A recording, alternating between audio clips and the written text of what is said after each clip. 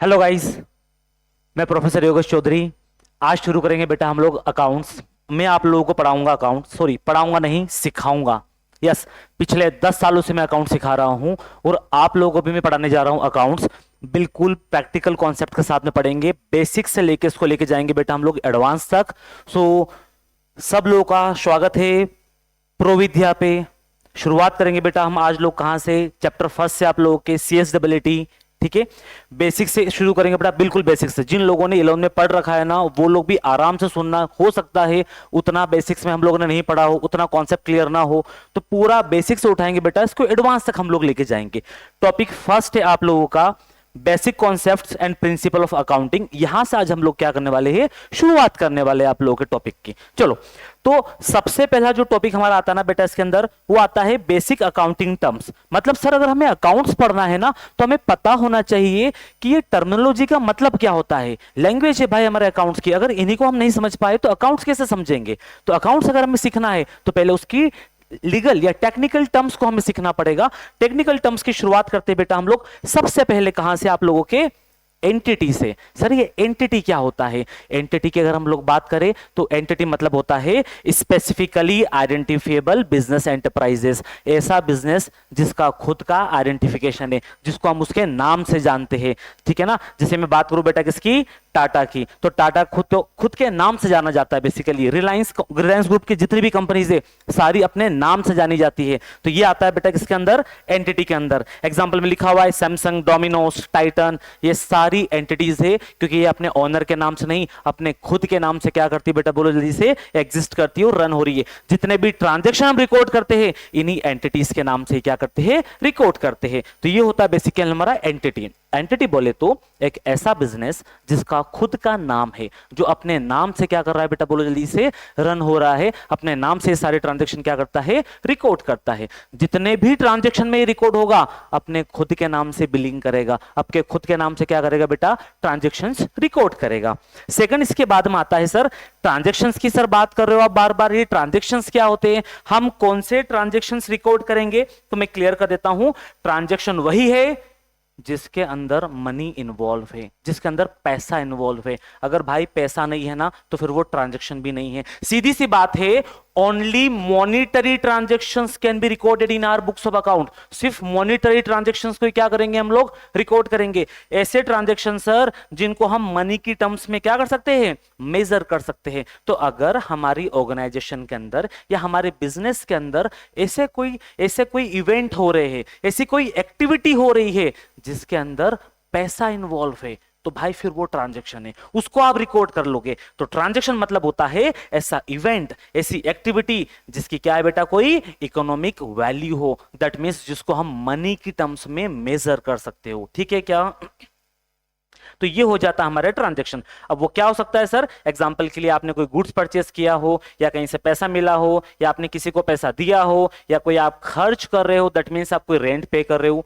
Workers को हम salary पे कर रहे हैं। ये सब आते हैं हमारे मॉनिटरी ट्रांजैक्शंस में, क्योंकि या तो किसी को पैसा दे रहे या फिर गुड्स बेच के किसी से पैसा ले रहे हम लोग। ये आता है बेटा किसके अंदर, हमारे मॉनिटरी ट्रांजैक्शंस के अंदर। ठीक है क्या, तो ये हो गया ट्रांजैक्शन। ट्रांजैक्शंस बोले तो आज के बाद आप एक ही वर्ड ध्यान रखना, मनी।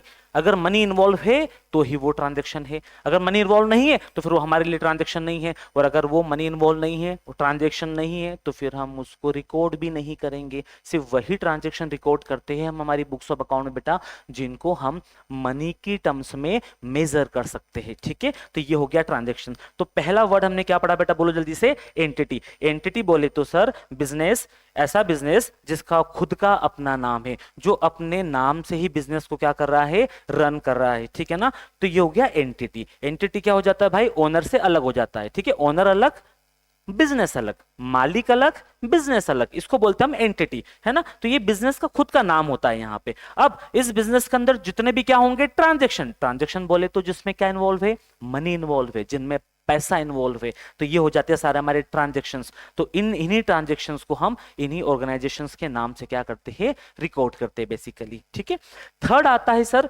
कैपिटल। देखो एक चीज क्लियर करना पड़ेगी हम लोगों को कि सारे वर्ड आपस में कहीं ना कहीं इंटर रिलेटेड है।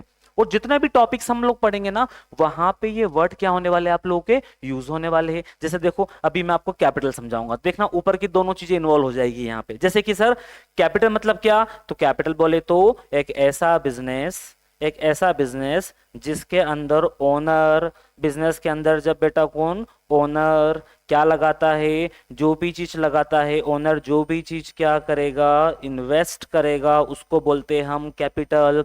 मतलब जो भी चीज ओनर बिजनेस के अंदर क्या करेगा, इन्वेस्ट करेगा ना, उसी को हम लोग बोलते हैं कैपिटल। तो कैपिटल मतलब देखो एक मिसकंसेप्शन चलता है जनरली, बच्चों को ऐसा लगता है कि मालिक ने जो भी पैसा लगाया, ओनर्स ने जो भी पैसा लगाया बिजनेस के अंदर, वो कैपिटल होता है। नहीं भाई, सिर्फ पैसा नहीं, मैं बोल रहा हूं ओनर जो भी चीज बिजनेस के अंदर लगा रहा है, जो भी बोले तो, अरे हो सकता है मेरी खुद की बिल्डिंग हो, कमर्शियल शॉप है मेरी खुद की, ठीक है ना, तो मैंने खुद की बिल्डिंग में बिजनेस शुरू कर दिया, तो भाई बिजनेस में मैंने क्या लगाया, बिल्डिंग लगाई है, खुद का फर्नीचर लगाया है। अगर मैंने खुद की ही मशीन बिजनेस के अंदर लगा दी है, ठीक है ना, तो मैं बोल रहा हूं भाई वॉट एवर, जो भी चीज बिजनेस के अंदर आप लगा रहे हो, सिर्फ पैसा नहीं, वॉट एवर एनीथिंग जो कि ओनर बिजनेस के अंदर लगा रहा है ना, कलेक्टिवली वो क्या बनता है, कैपिटल बनता है। फॉर एग्जांपल के लिए हम बात करें कि यहां पे मान लो एक टाटा कंपनी आपको शुरुआत करना थी, देखो टाटा कंपनी की शुरुआत भी कोई थाउजेंड्स ऑफ करोड़ से स्टार्ट नहीं हुई है, ठीक है ना। जब टाटा कंपनी की नींव रखी थी ना, टाटा ग्रुप है खैर वैसे, इसके अंदर काफी सारी कंपनीज है,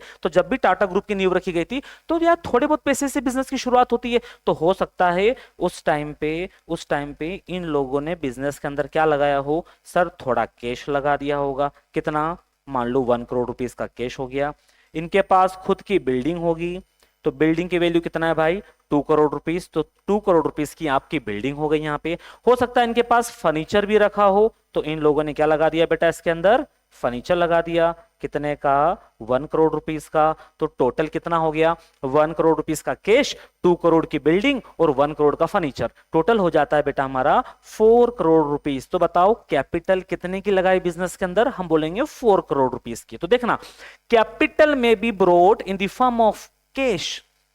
पहला, कैपिटल बिल्कुल आप कैश के फॉर्म में लेकर आ सकते हो, और एसेट्स मतलब building, furniture, land, anything can be invested in the business.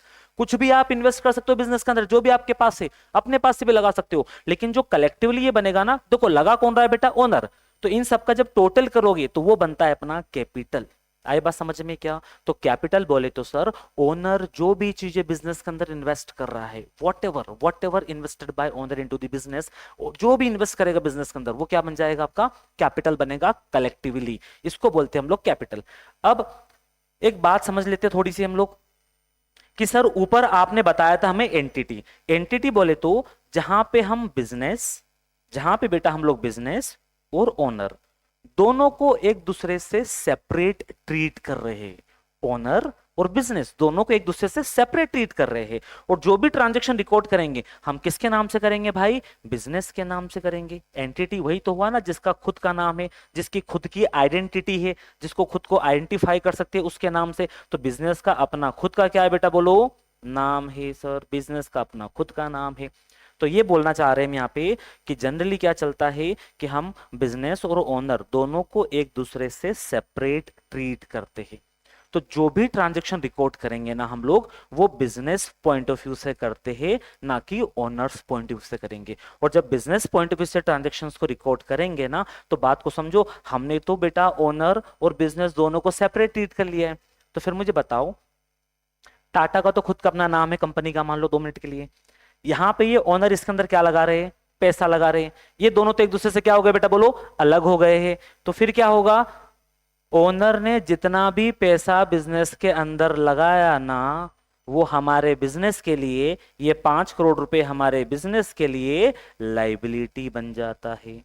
हमारे बिजनेस के लिए क्या बन जाएगा, लाइबिलिटी बन जाएगा। क्यों, क्योंकि ओनर एंड बिजनेस दोनों एक दूसरे से क्या हो गए, अलग हो गए। तो ओनर भी अगर बिजनेस के अंदर पैसा लगाता है ना, तो वो हमारे बिजनेस के लिए लाइबिलिटी है। लाइबिलिटी क्यों है, जब भी ये बिजनेस बंद होगा ना, ये पैसा फिर से हम लोगों को रिटर्न करना होगा। किसको रिटर्न करेंगे बेटा, हम लोग रिटर्न करेंगे हम लोग ओनर को, इसलिए हो गई लाइबिलिटी। इसलिए तो हम बोलते हैं कि जो कैपिटल लगाएगा ना, कैपिटल मतलब क्या सर, ओनर ने जो भी पैसा बिजनेस के अंदर लगाया, कितना लगाया, 5 करोड़ रुपए, तो ये 5 करोड़ रुपए हमारे बिजनेस के लिए क्या हो जाती है, लाइबिलिटी हो जाती है। ये 5 करोड़ रुपए हो गए बेटा हमारे बिजनेस के लिए लाइबिलिटी। लेकिन समझना कैसे लाइबिलिटी है, ये है इनसाइड लाइबिलिटी, इनसाइड मतलब अंदर के लोग हैं, अपने ही लोग हैं जिन्होंने बिजनेस शुरू किया। तो दो तरह की लाइबिलिटी होती है, इनसाइड लाइबिलिटी और आउटसाइड लाइबिलिटी। वो डिटेल में डिस्कस करेंगे हम नेक्स्ट चैप्टर में। अभी फिलहाल बस इतना समझना कि ओनर ने बिजनेस के अंदर जो कैपिटल लगाई है वो हमारे बिजनेस के लिए क्या है बेटा, बोलो लाइबिलिटी है। ठीक है क्या, चलो आगे बढ़ते हैं। अब यहां से हम लोग लिखा हुआ है देखो, बिजनेस एंटिटी में क्या हुआ, यहाँ पे कैपिटल जो होगा ना हमारे बिजनेस एंटिटी के लिए, हमारे बिजनेस के लिए कैपिटल एक ऑब्लिगेशन है। ऑब्लिगेशन मतलब लाइबिलिटी है, मतलब आपको ये चुकाना पड़ेगा। कब चुकाओगे, जब भी बिजनेस बंद होगा। ठीक है, नेक्स्ट। अब क्या हुआ था भाई, ऊपर कैपिटल में हम लोगों ने पढ़ा कि ओनर ने बिजनेस के अंदर जितनी भी चीजें लगाई है उसको हम लोग बोलते हैं कैपिटल। वही अगर ओनर हमारे बिजनेस से कोई भी चीज अगर निकाल लेता है, मतलब पर्सनल यूज के लिए अगर कोई भी चीज निकाल लेता है ना, तो उसको बोलते हैं बेटा हम लोग ड्रॉइंग्स। तो नेक्स्ट टर्म हमारी आ रही है ड्रॉइंग्स। ड्रॉइंग्स मतलब क्या होगा, ओनर ने अगर पर्सनल यूज के लिए बिजनेस से कुछ भी निकाल लिया, उससे पैसा नहीं, मैं बोल रहा हूं कुछ भी, हो सकता है वो गुड्स निकाल ले, हो सकता है उसने फर्नीचर निकाल लिया हो अपने यूज के लिए, हो सकता है उसने कोई मशीनरी निकाल ली हो सकता है उसने कैश निकाल लिया हो। तो ओनर अगर पर्सनल यूज के लिए कुछ भी निकालता है ना बेटा बिजनेस से, तो उसके लिए वर्ड यूज करेंगे हम लोग क्या, ड्रॉइंग। सिंपल है वाला, ठीक है क्या, तो लिखा हुआ है अमाउंट ऑफ कैश, या फिर हो सकता है बेटा आपने कोई गुड्स विड्रॉ किया, कहां से बेटा बोलो, फर्म से, अगर प्रोप्राइटर है ना, in case of proprietary firm, और अगर पार्टनर है तो पार्टनरशिप फर्म के केस में पार्टनर निकालेगा। ठीक है क्या, ये हो गया। तो मतलब देखो अलग अलग टाइप्स ऑफ बिजनेस होते हैं, ठीक है, तो वहां पे अगर ओनर बिजनेस से पर्सनल यूज के लिए पैसा निकाल रहा है तो उसके लिए वर्ड यूज करेंगे हम लोग क्या, ड्राइंग। पार्टनरशिप फर्म के केस में पार्टनर अगर कोई निकालता है तो हम उसको ड्राइंग बोलेंगे। सोल प्रोप्राइटरशिप के केस में अगर कोई सिंगल ओनर भी बिजनेस से कोई चीज निकाल रहा है ना बेटा, तो वो भी हमारे लिए क्या कहलाएगा, ड्राइंग ही बोलेंगे वो भी। ठीक है ना, चलो आगे बढ़ते हैं। नेक्स्ट है इसके बाद परचेस। अब बताओ जरा परचेस मतलब क्या होता है, 2 मिनट के लिए सोचना दिमाग में, परचेस मतलब क्या। देखो सबसे पहले आपके दिमाग में यही आया होगा कि सर परचेस बोले तो कोई चीज खरीदना, नहीं भाई, अपने अकाउंट्स में ऐसा नहीं है। अकाउंट्स में अगर आप परचेस वर्ड देखोगे ना, तो ये डेडिकेटिवली सिर्फ एक ही चीज के लिए बना हुआ है, दैट इज ए गुड्स। और गुड्स बोले तो जिसके अंदर, जिस चीज के अंदर आपका बिजनेस क्या करता है, डील करता है। ठीक है ना, तो देखना ये रहा, आगे मिलेगा आपको यहाँ पे शायद एक वर्ड गुड्स पढ़ेंगे हम लोग, ये रहा बेटा गुड्स। अब गुड्स समझना क्या लिखा हुआ है, it refers to the product in which the business unit is dealing. जिस भी चीज के अंदर आपका बिजनेस डील कर रहा है ना बेटा, उसको हम लोग बोलते हैं गुड्स। जैसे रिलायंस पेट्रोलियम किस में डील करती है बेटा, बोलो फ्यूल्स में, तो फ्यूल्स उसके लिए क्या हो गया, गुड्स। आरके मशीनरी किस में डील करती है बेटा, बोलो मशीन में, तो उनके लिए मशीनरी गुड्स हो गया। महत्वपूर्ण फर्नीचर वाला किस में डील करता है, फर्नीचर में, फर्नीचर उनके लिए क्या हो गया, गुड्स हो गया। तो जिस भी चीज के अंदर आपका बिजनेस क्या करता है, डील करता है, वो आपके लिए हो जाता है गुड्स। ठीक है, कुछ भी जो भी आपके दिमाग में आ रहा है एक बार सोच लो जरा आप कि यार हमारा तो बिजनेस है, हमारे फादर तो क्या करते, स्पेयर पार्ट सेल करते, तो भाई फिर वो गुड्स हो गया।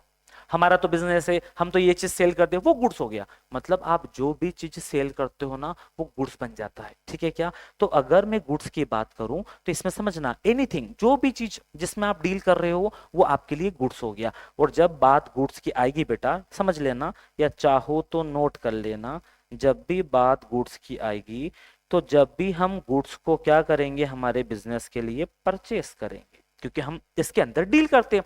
तो जब भी बेटा हम गुड्स को क्या करेंगे, परचेस करेंगे, तो ये हम लोग रिकॉर्ड करते हैं कहां पे, परचेस अकाउंट के अंदर। इसके लिए एक अकाउंट खुलता है डेडिकेटिवली जिसका नाम होता है परचेस अकाउंट। तो ये जो परचेस वर्ड बना है ना अपने अकाउंट्स में, ये सिर्फ और सिर्फ किसके लिए बना है बेटा, बोलो जल्दी से, परचेस अकाउंट, गुड्स के लिए। दूसरा, जब भी हम गुड्स को क्या करेंगे, सेल करेंगे, तो ये जाता है कौन से अकाउंट में, सेल्स अकाउंट के अंदर।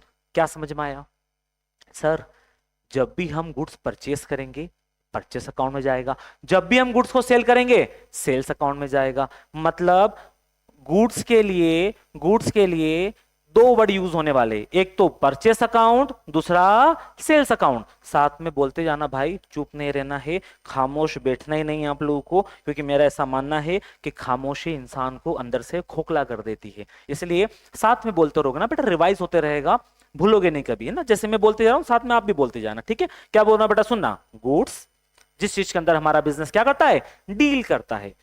अगर गुड्स को आपने क्या किया, परचेस, तो वो कहां जाएगा, परचेस अकाउंट में। अगर गुड्स को क्या किया हम लोगों ने, सेल्स, कहां जाएगा, सेल्स अकाउंट के अंदर। ठीक है, मतलब एक एक गुड्स, एक जो वर्ड है हमारा गुड्स, उसके लिए दो चीज बनी हुई है, एक परचेस अकाउंट, दूसरा सेल्स अकाउंट। तो जब जब आप परचेस अकाउंट देखो, समझ जाना अकाउंट्स के अंदर, अच्छा इन्होंने गुड्स परचेस किया होगा। जब भी आप ये वर्ड देखो सेल्स अकाउंट, समझ जाना अच्छा इन्होंने गुड्स सेल किया होगा। अब इसको थोड़ा और डिटेल में डिफाइन कर रहा हूं आप लोगों को, ठीक है ना। आप लोग सुनना, समझना और रिप्लाई करना कि क्या बोलना चाह रहा हूं मैं। देखो जैसे हम बात करें किसकी, ये रहा भाई हमारा इंदौर शहर, ठीक है ना। डे बाय डे इंदौर क्या होता जा रहा है भाई, हमारा ग्रो करते जा रहा है, ठीक है भाई। पूरे इंदौर शहर के अंदर आप देखोगे काफी सारे फ्यूल स्टेशन बने हुए, रिलायंस पेट्रोलियम के फ्यूल स्टेशन दिख जाएंगे आपको, हाँ सर बने हुए रिलायंस पेट्रोलियम देखे हम लोगों ने, ठीक है। अब रिलायंस के जो फ्यूल स्टेशन है क्या वो लिमिटेड है कि सिर्फ यहां तक जहां तक इंदौर है अभी, या इंदौर भी बढ़ते जा रहा है तो ये भी बढ़ेंगे? सर इंदौर भी एक्सपांड हो रहा है तो ये लोग भी अपना बिजनेस एक्सपांड करेंगे। तो भाई बताओ इंदौर जो है ना हमारा अभी फिलहाल की कंडीशन में पूरा बाईपास क्या कर चुका है भाई, क्रॉस कर चुका है। आप देखोगे इंदौर लिमिटेड नहीं है सिर्फ अब रिंग रोड तक, रिंग रोड के बाहर जा चुका है। तो फिर क्या करेंगे हम लोग, ये जो रिलायंस पेट्रोलियम है ये भी इंदौर के बाहर जाना शुरू हो जाएंगे। बोलो हाँ या ना? हाँ सर बिल्कुल बिल्कुल। मतलब क्या होगा, ये फ्यूल स्टेशंस आपको इधर भी देखने को मिलेंगे, क्योंकि यहाँ पे भी क्या हो रहा है बताओ, यहाँ पे भी क्या हो रहा है, डेवलपमेंट हो रहा है, यहाँ पे भी लोगों ने रहना शुरू कर दिया है। पहले कहाँ तक थे, सिर्फ लिमिटेड एरिया तक, अभी इंदौर एक्सपांड हो रहा है, ये लोग बिजनेस भी एक्सपांड कर रहे हैं। अब एक बात समझना आप, क्या रिलायंस कंपनी को ये बात नहीं पता थी क्या कि इंदौर एक्सपांड होने वाला है? पता होगी बिल्कुल, अरे सबको पता है भाई, हर आदमी ने इन्वेस्ट कर रखा है। तो क्या रिलायंस कंपनी ने पहले से यहाँ पे प्रॉपर्टी परचेस करके नहीं रखी होगी क्या? क्या करने के लिए बेटा, अपना पेट्रोलियम बिजनेस स्टार्ट करने के लिए या पेट्रोल पंप स्टार्ट करने के लिए? बोलो सर बिल्कुल परचेस करके रखी होगी। कब परचेस के लिए बेटा, कब परचेस की होगी इन लोगों ने?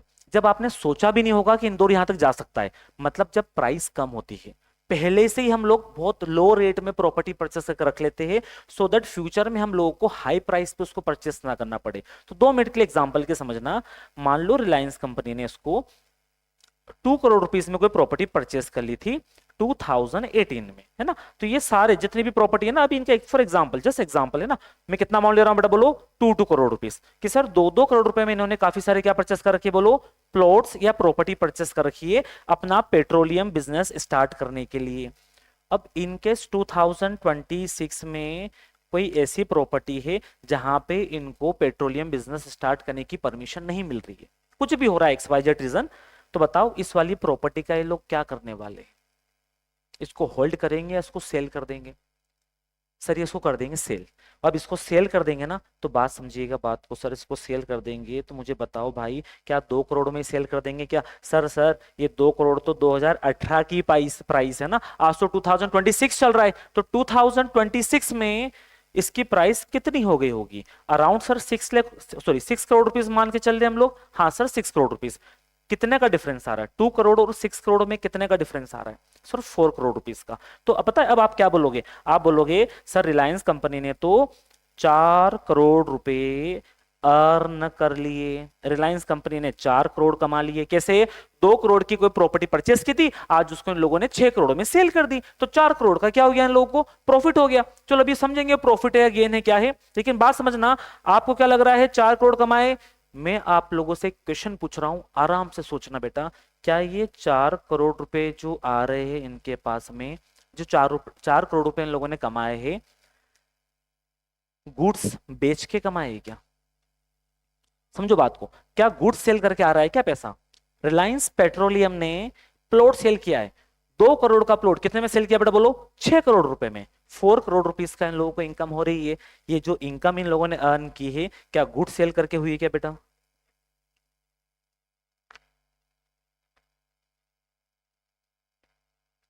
रिप्लाई रहेगा नहीं सर, बिल्कुल भी नहीं। क्यों?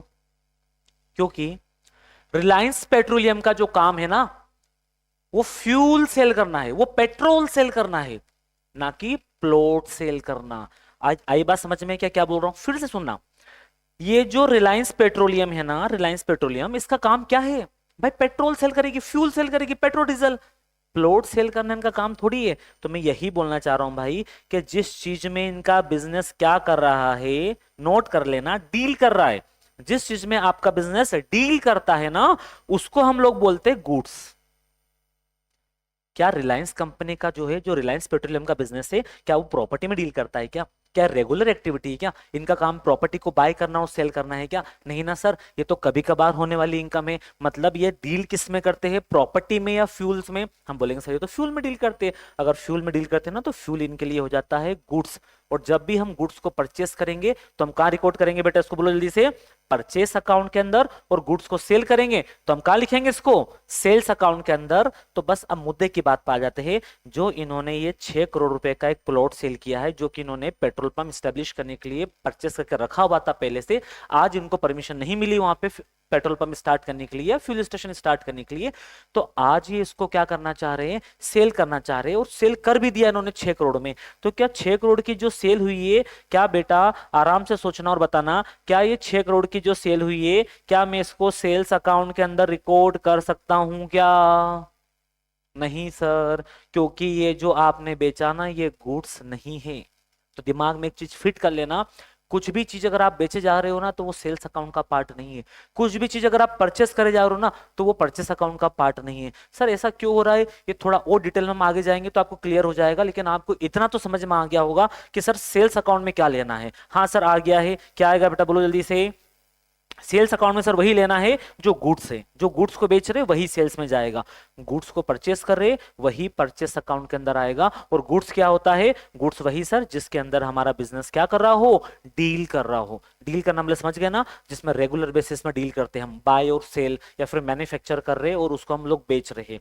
जो हमारे बिजनेस की, जो हमारे बिजनेस की कोर एक्टिविटी है। समझना मैं क्या बोल रहा हूं बेटा, जो हमारे बिजनेस की कोर एक्टिविटी है, हमारे बिजनेस की मेन एक्टिविटी है, जिसमें हमारा बिजनेस डील करता है, इसको बोलते हैं हम गुड्स। ठीक है, चलो अब आते हैं हम लोग मुद्दे पे, है ना, समझते पॉइंट को फिर से। ये रहा गुड्स।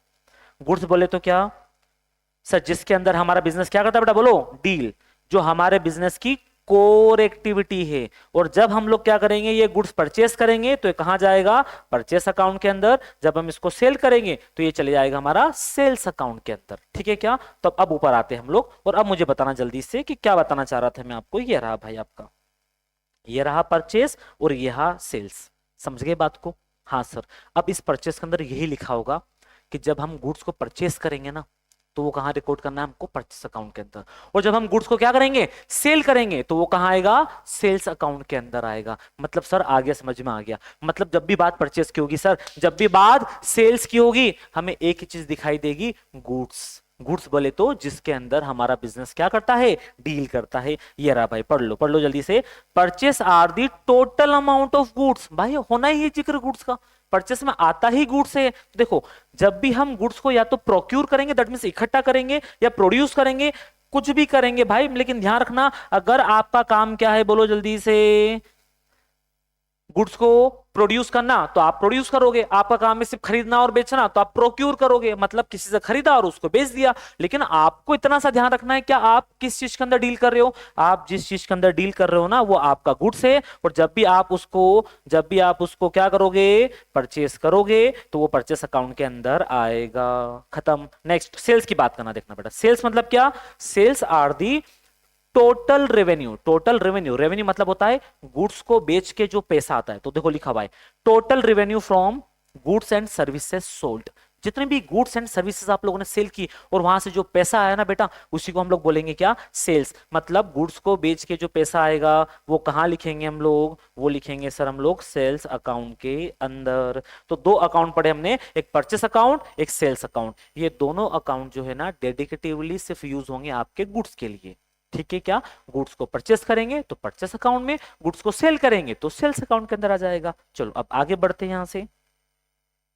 लेकिन सर जो गुड्स हम लोगों ने परचेस किया था, अगर हम उसको फिर से क्या कर देते, किसी रीजन से रिटर्न कर देंगे, तो वो परचेस रिटर्न में आ जाएगा। जो गुड्स हम लोगों ने सेल किया था, अगर वो कस्टमर ने किसी रीजन से हमें रिटर्न कर दिया, तो वो आ जाएगा बेटा आपका सेल्स रिटर्न के अंदर। ये तो बनेगा सर, सिंपल है। अब हम आते हैं रेवेन्यू पे। अब रेवेन्यू समझना बेटा, थोड़ा ये इंपॉर्टेंस रखता है। ये क्या होता है बोलो जल्दी से, क्या हमारे एग्जाम में आएगा सर ये? देखो डायरेक्ट क्वेश्चन भी आता है टर्मिनोलॉजी को एक्सप्लेन करने के लिए, और ये आए ना आए, आगे तो सारे टॉपिक में ये वर्ड आने वाले हैं, तो हमें प्रिसाइसली पता होना चाहिए। रेवेन्यू, रेवेन्यू मतलब होता है बेटा gross income, total income. Goods sale करके जितनी भी टोटल इनकम हुई ना आप लोगों की, उसको बोलते हैं हम लोग क्या, रेवेन्यू। तो रेवेन्यू में आप लिख लेना, नोट कर लेना, इसका मतलब होता है बेटा ग्रोस इनकम, है ना, क्या होगा, ग्रोस इनकम। या फिर ऐसा भी लिख सकते हो, टोटल इनकम। मैं प्रॉफिट नहीं बोल रहा हूं बेटा, ना क्या बोल रहा हूं मैं, ग्रोस इनकम, या फिर क्या लिख सकते हो आप, टोटल इनकम। जब आप टोटल इनकम में से क्या माइनस करोगे, एक्सपेंसेस माइनस करोगे। जब आप टोटल इनकम में से क्या माइनस करोगे बेटा, एक्सपेंसेस, तब जाके निकल के आता है आपका, या तो आपको प्रॉफिट होगा या फिर होगा आपको क्या, लॉस। फॉर एग्जाम्पल के लिए हमारा बिजनेस है और हम लोगों ने टोटल माल जो बेचा है, हमारी जो सेल्स हुई है इस बार ना, सेल्स, माल बेच के जो पैसा आया उसी को हम लोग बोल सकते हैं रेवेन्यू। टोटल रेवेन्यू हुआ बेटा इस बार अपना कितने का, 20 करोड़ रुपीस का। तो बताओ क्या 20 करोड़ का प्रॉफिट हो गया क्या ये? नहीं सर, ये तो गुड्स बेच के इतना पैसा भी आया है, उसको गुड्स को बेचने में बहुत सारा पैसा हमने खर्च किया होगा, that is raw material purchase किया, उसको प्रोसेस किया, वर्कर्स को सैलरी पे की होगी, रेंट पे किया होगा, तो दुनिया भर के खर्चे होते हैं। वो जब एक्सपेंसेस क्या करोगे, इसमें से आप माइनस करोगे बेटा, क्या करोगे बोलो जल्दी से, माइनस। जब हम सेल्स में से एक्सपेंसेस माइनस करेंगे ना, तब जाके निकल के आता है हमारा क्या बोलो, प्रॉफिट या लॉस। तो बताओ कितना सर, कितना एक्सपेंसेस हुआ, मैं बोल रहा हूं 12 करोड़ रुपीस का एक्सपेंसेस हुआ है हमारा, कर लो माइनस। 20 करोड़ में से 12 करोड़ माइनस कर लो, इनकम माइनस एक्सपेंसेस, कितना आ रहा है बोलो, सर आ रहा है हमारा 8 करोड़। तो जो 8 करोड़ रुपीस आपका आ रहा है ना, ये क्या आ रहा है बोलो जल्दी से, सर ये आ रहा है प्रॉफिट, लिख लो प्रॉफिट। क्या किया, 20 करोड़ का गुड सेल किया था, उसमें से क्या माइनस कर लिया बेटा हम लोगों ने बोलो, एक्सपेंसेस। कितना एक्सपेंसेस माइनस किया, 12 करोड़ का। कितना पैसा बच गया हमारे पास, सर 8 करोड़ रुपीस। 8 करोड़ का क्या हो गया आपको, प्रॉफिट। सर इसका उल्टा करके देखिए क्या हम लोग, हाँ करके देख लो भाई। अगर मैं बोल रहा हूं कि सेल्स की, या मतलब रेवेन्यू आपका था कितने का, 20 करोड़ का, लेकिन एक्सपेंसेस हो गया बेटा आप लोगों का 22 करोड़ रुपीस का, अब आपका रिप्लाई क्या रहेगा, सर इनकम कम हुई, एक्सपेंसेस ज्यादा हो गया, डेफिनेटली क्या हो रहा है हम लोगों को, लॉस हो रहा है। कितने का लॉस है भाई, सर 2 करोड़ रुपीस का, लिख लो। तो फिर हमारा आंसर रहेगा कि जो हमें हो रहा है ना वो क्या है, लॉस है। कितने का लॉस है भाई, 2 करोड़ रुपीस का लॉस हो गया हमारा, ठीक है, ये आ गया 2 करोड़ का लॉस। मतलब दो चीज समझी हमने, एक प्रॉफिट और दूसरा लॉस। अब समझना, ये रहा प्रॉफिट आपका, रेवेन्यू माइनस एक्सपेंसेस क्या हो जाएगा बेटा आपका, प्रॉफिट।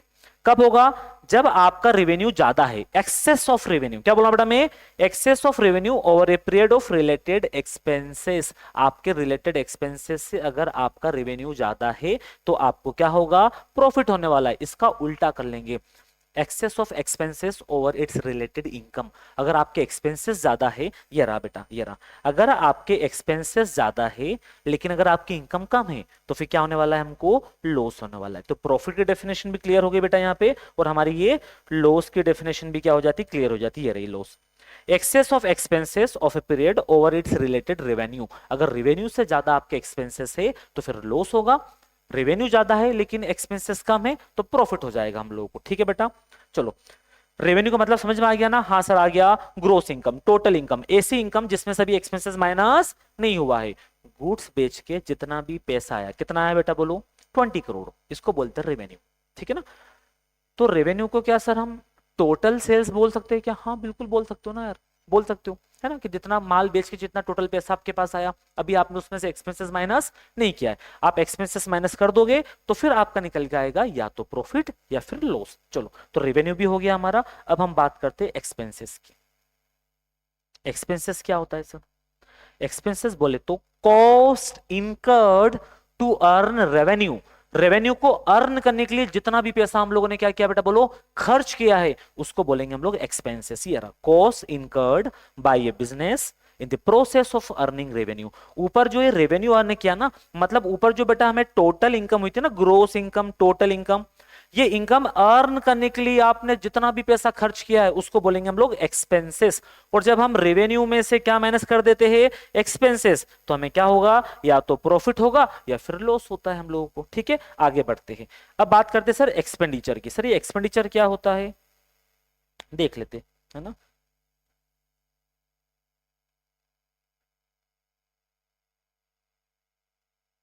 एक्सपेंसेस तो समझ लिया आप लोगों ने, एक्सपेंडिचर क्या होता है, एक्सपेंडिचर की बात कर लेते हैं थोड़ी सी बेटा, समझना।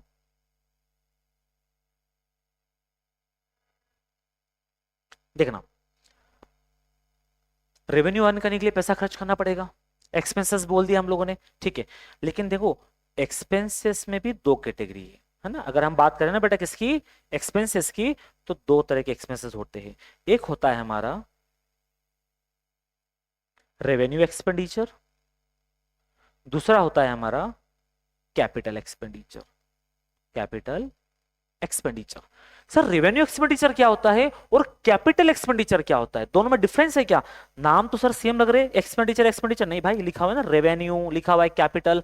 रेवेन्यू एक्सपेंडिचर बोले तो ऑल दोस एक्सपेंसेस, क्या बोलना बेटा मैं, all those expenses whose benefit can be derived within year, वो सारे खर्चे सर जिनका बेनिफिट हमें विद इन ईयर मिल जाता है उनको बोलते हम लोग revenue expenditure. But all those expenses whose benefit cannot be exhausted within a year, वो सारे खर्चे जिनका बेनिफिट आप विद इन ईयर एग्जॉस्ट नहीं कर सकते उनको बोलते हैं हम लोग कैपिटल एक्सपेंडिचर। सर जिनका बेनिफिट विद इन ईयर नहीं मिलेगा तो कैसे मिलेगा, हम बोल रहे हैं इनका बेनिफिट मिलता है मोर देन ए ईयर। कैसे मिलता है बेटा बोलो, मोर देन ए ईयर।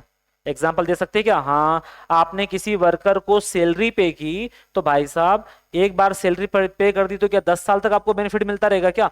जितने महीने की सैलरी पे करोगे ना उतने ही महीने वर्कर काम करता है, जितने महीने की मजदूरी पे करोगे ना वेजेस उतने ही महीने मजदूर काम करते, मतलब सैलरी वेजेस रेंट ये सब ऐसे एक्सपेंसेस है बेटा जिनका फायदा हमें विद इन ईयर मिल जाता है। क्योंकि देखो यार रेंट भी जनरली इंडिया में क्या चलता है, एडवांस सिस्टम ही चलता है ऑलमोस्ट, डिपॉजिट कर देते पहले से हम लोग 2+1, 2 मंथ का तो डिपॉजिट होता है, 1 मंथ का हम लोग in the beginning of the month every month हम लोग पहले ही पे कर देते सामने वाले को, और पे करते हम लोग तो उसका बेनिफिट हमें मिल जाता है, ठीक है ना। कभी ऐसा सुना है आपने कि हमने 3 साल का रेंट पहले से पे कर दिया, क्यों करेंगे भाई, ठीक है। तो ये ऐसे एक्सपेंसेस है खर्च करते जाओ इनका बेनिफिट मिलते जाएगा आपको। लेकिन कैपिटल एक्सपेंडिचर की बात करो ना बेटा तो इसके अंदर आता है कि आपने कोई बिल्डिंग परचेस कर ली, क्या बोल रहा बेटा बोलो, आपने परचेस कर ली बेटा कोई बिल्डिंग, ये कैसा एक्सपेंडिचर है, कैपिटल एक्सपेंडिचर है। क्योंकि देखो खर्चा तो है, बिल्डिंग परचेस किया ना पैसा तो गया खर्चा तो हुआ है, लेकिन ये ऐसा खर्चा है जिसका फायदा हमें 1 साल से ज्यादा सालों तक मिलेगा। आपने कोई मशीन परचेस कर ली तो ये आ जाएगा बेटा अपना क्या, मशीनरी परचेस्ड। मशीन परचेस करते हैं ना ये भी क्या है हमारा कैपिटल एक्सपेंडिचर है। एग्जाम्पल के समझते हैं देखना, मान लो आपने कोई मशीन परचेस की बेटा कितने की, 50 लाख रुपीस की, ठीक है। अब 50 लाख रुपीस की जो मशीन है ना कितने साल चलेगी, हमने बोला सर ये 10 साल चलेगी, तो भाई ये खर्चा 1 साल का कहाँ हुआ है, तो कितने साल का खर्चा हुआ, अरे मशीन 50 लाख की अगर 10 साल चल रही तो 1 साल का खर्चा कहाँ हुआ, ये तो कितने साल का है, ये तो 10 साल का खर्चा है सर। तो बताओ फिर 1 साल का खर्च कितना हुआ, हम बोलेंगे 5 लाख रुपए। 1 साल का खर्चा कितना हुआ बेटा, 5 लाख रुपए। यही 5 लाख तो आपका क्या बनता है, डिप्रिसिएशन बनता है, सुना होगा नाम आपने डिप्रिसिएशन। इसलिए हम कभी भी क्या करते पता है, जब भी हम रेवेन्यू में से क्या माइनस करते बेटा बोलो, एक्सपेंसेस माइनस करते हैं ना, खर्चे माइनस करते हैं ना, तो हम कभी भी ऐसा नहीं करते कि कोई 50 लाख की मशीन खरीदी है ना तो पूरे 50 लाख रुपए क्या कर दिए आपने माइनस कर दिए, क्योंकि वो 50 लाख का खर्चा 1 साल का नहीं है, उसका बेनिफिट हमें मोर देन ए ईयर मिलेगा। तो फिर हम क्या करते हैं, धीरे धीरे उसको माइनस करते, ग्रेजुअली राइट ऑफ करना बोलते बेटा इसको हम लोग, ठीक है ना। तो जो मशीन आपने परचेस की 50 लाख की, इसका बेनिफिट आपको 10 ईयर्स तक मिलेगा, तो 1 ईयर का खर्चा कितना हुआ आपका, 5 लाख रुपीज। देखो एक और एग्जाम्पल ले सकते हैं, मान लो अभी जनरली क्या होता है ना, आप लोग डिमांड करते हो पेरेंट्स से कि सर है ना कि पापा हमें क्या चाहिए, आईफोन चाहिए, हमें एक मैकबुक दिला दो। तो मान लो उन्होंने दिला भी दिया, उन्होंने बोला कि चल ठीक है भाई तूने CSWT क्लियर कर ली, तू भी क्या याद रखेगा, ले ले, एक मैकबुक दिला दिया एक आईफोन दिला दिया, टोटल खर्चा हुआ 3 लाख रुपए का। कितने का हुआ बेटा बोलो जल्दी से, 3 लाख रुपीज खर्च करके आपको उन्होंने दोनों चीज दिला दी, है ना। अब बेटा मैं अब 17 Pro Max की बात नहीं कर रहा हूँ, आप समझ लेना, मैकबुक भी आ गया, दोनों आ गया आपका 3 लाख रुपीज में, ठीक है। ये जो 3 लाख रुपए का खर्चा किया है फादर ने, ये क्या हर साल होगा क्या? आपके फादर ये बात बोल सकते हैं क्या कि हमारे बेटे का तो 3 लाख रुपए साल का खर्चा है इलेक्ट्रॉनिक आइटम्स का? जब भी बोले ना रोक देना उनको, बोलना पापा पापा यार मैं हर साल थोड़ी ना चेंज करने वाला हूँ सेलफोन, एटलीस्ट ज्यादा नहीं लेकिन कम से कम मैं 3 साल तो इसको चला ही लूंगा। तो बताओ बेटा फिर 1 साल का खर्चा कितना हुआ, 1 लाख रुपए हुआ ना। तो वो जो 3 लाख रुपए फादर ने खर्च किए ना आपके आईफोन पे, आपके मैकबुक पे, वो कैपिटल एक्सपेंडिचर है, क्योंकि उसका बेनिफिट हमें मोर देन ए ईयर मिलने वाला है, ना कि विद इन ए ईयर। समझ गए बात को? हाँ सर समझ गए। अब तो ध्यान रखना, ऐसे खर्चे जिनका फायदा हमें 1 साल से ज्यादा सालों में मिलता है ना बेटा, वो कैपिटल एक्सपेंडिचर होते हैं। और वो सारे एक्सपेंसेस जिनका बेनिफिट हमें विद इन ए ईयर मिल जाता है, वो होते हैं हमारे रिवेन्यू एक्सपेंडिचर्स। बनेगा? हाँ सर बन जाएगा। चलो देख लेते हैं बेटा अपन कहाँ है। ये रहे आपके एक्सपेंडिचर। तो एक्सपेंडिचर मतलब क्या बेटा? एक खर्चा है जो हम लोगों ने कोई चीज परचेस करने में किया होगा। अब इसमें देखना दो category, revenue expenditure, capital expenditure. तो रेवेन्यू एक्सपेंडिचर मतलब वही हो गया बेटा आपका, देखो सैलरी, रेंट, वेजेस, पावर, जो इलेक्ट्रिसिटी का पेमेंट करते हैं ना। कभी ऐसा हुआ क्या कि हमने किसी मंथ का इलेक्ट्रिसिटी का बिल पेमेंट कर दिया और उसका फायदा हमें 5 साल तक मिल रहा है? अरे यार भाई, नेक्स्ट डे एमपीवी वाले आके ना कनेक्शन काट के चले जाते हैं, बोलते भाई आपका नेक्स्ट मंथ का रेंट पे नहीं है, या आपका बिल पे नहीं है, आपका ये पे नहीं है। मतलब यहाँ पे क्या होगा, जितना खर्चा करोगे उतना ही फायदा मिलता है रेवेन्यू में। तो मतलब पैसा खर्च करते जाओ, फायदा उठाते जाओ। लेकिन यहाँ पे ऐसा नहीं, यहाँ पे एक बार पैसा खर्च कर दो, उसका बेनिफिट आपको मोर देन ईयर मिलता रहेगा। ठीक है क्या? ये आता है कैपिटल एक्सपेंडिचर। लिखा हुआ बेटा, benefit of expenditure, benefit of an expenditure last for more than year. ऐसा खर्चा जिसका बेनिफिट हमें मोर देन ईयर मिल रहा है ना, वो कैपिटल एक्सपेंडिचर हो जाएगा। तो ये हो गए दो कैटेगरी, रेवेन्यू एक्सपेंडिचर और कैपिटल एक्सपेंडिचर। एक और आता है डिफर्ड रेवेन्यू एक्सपेंडिचर्स। सर अब ये नई कैटेगरी क्या आ गई? देखो, आपने बिल्डिंग परचेस की, ठीक है सर, दिखाई दे रही, वो तो समझ में आता है हम लोगों को। फर्नीचर परचेस किया, ठीक है सर। मशीन परचेस की, ठीक है सर। मतलब मैं ऐसा बोल सकता हूँ, कैपिटल एक्सपेंडिचर जब भी करते हैं ना, तो जनरली इनसे हमारी एक असेट्स ही स्टेब्लिश होती है। क्या होती है बेटा? एक एसेट्स ही आ रही बदले में, या तो कोई बिल्डिंग आ रही है, या तो कोई फर्नीचर आ रहा है, या फिर कोई मशीन आ रही है। लेकिन डेफर्ड रेवेन्यू एक्सपेंडिचर एक ऐसा खर्चा है जहां पे कोई एसेट्स तो क्रिएट नहीं हो रही, लेकिन हम उसको एसेट्स मानेंगे क्योंकि एक ऐसा खर्चा है ये जिसका फायदा हमें 1 साल से ज्यादा सालों तक मिलता है। सर फिर इन दोनों में डिफरेंस क्या हुआ, बता देता हूं मैं आपको। जब आप बिल्डिंग परचेस करोगे उसका बेनिफिट कैसा मिलना है? More than year. Furniture purchase किया, more than year. Machine purchase की, मोर देन ईयर। लेकिन जब आपने कोई ऐसा खर्चा किया कि जिसका नेचर तो रेवेन्यू है, लेकिन उसका फायदा आपको 1 साल से ज्यादा सालों तक मिल गया, तो वो बन जाता है बेटा हमारा क्या? Deferred revenue expenditure. मान लो आपने कोई एडवर्टीजमेंट करवाया बेटा, एडवर्टीजमेंट का नाम सुना है? ये बंटी तेरा साबुन स्लो है क्या, दाग अच्छे है, ये लगा डाला तो लाइफ झिंगा लाला, मच्छरों का खात्मा, मोटीन। ये ऐसे एड है ना बेटा जो हमारे दिमाग से जाते ही नहीं है। मतलब कभी भी क्या होता है ना कि कपड़ों पे दाग लगा, वो एड ध्यान आ जाता है, ये बंटी तेरा साबुन स्लो है क्या। समझ रहे हो बात को क्या? सॉरी, दाग अच्छे वाला, दाग अच्छे है। जब भी हैंड वॉश करोगे, है ना, अब बंटी तेरा साबुन स्लो है क्या, इस टाइप के एड हमारे दिमाग में कहीं ना कहीं आज भी घूमते हैं। पता है क्यों? क्योंकि इन लोगों ने एक बड़ा खर्चा किया होगा, पता है किसके ऊपर? एडवर्टीजमेंट के ऊपर।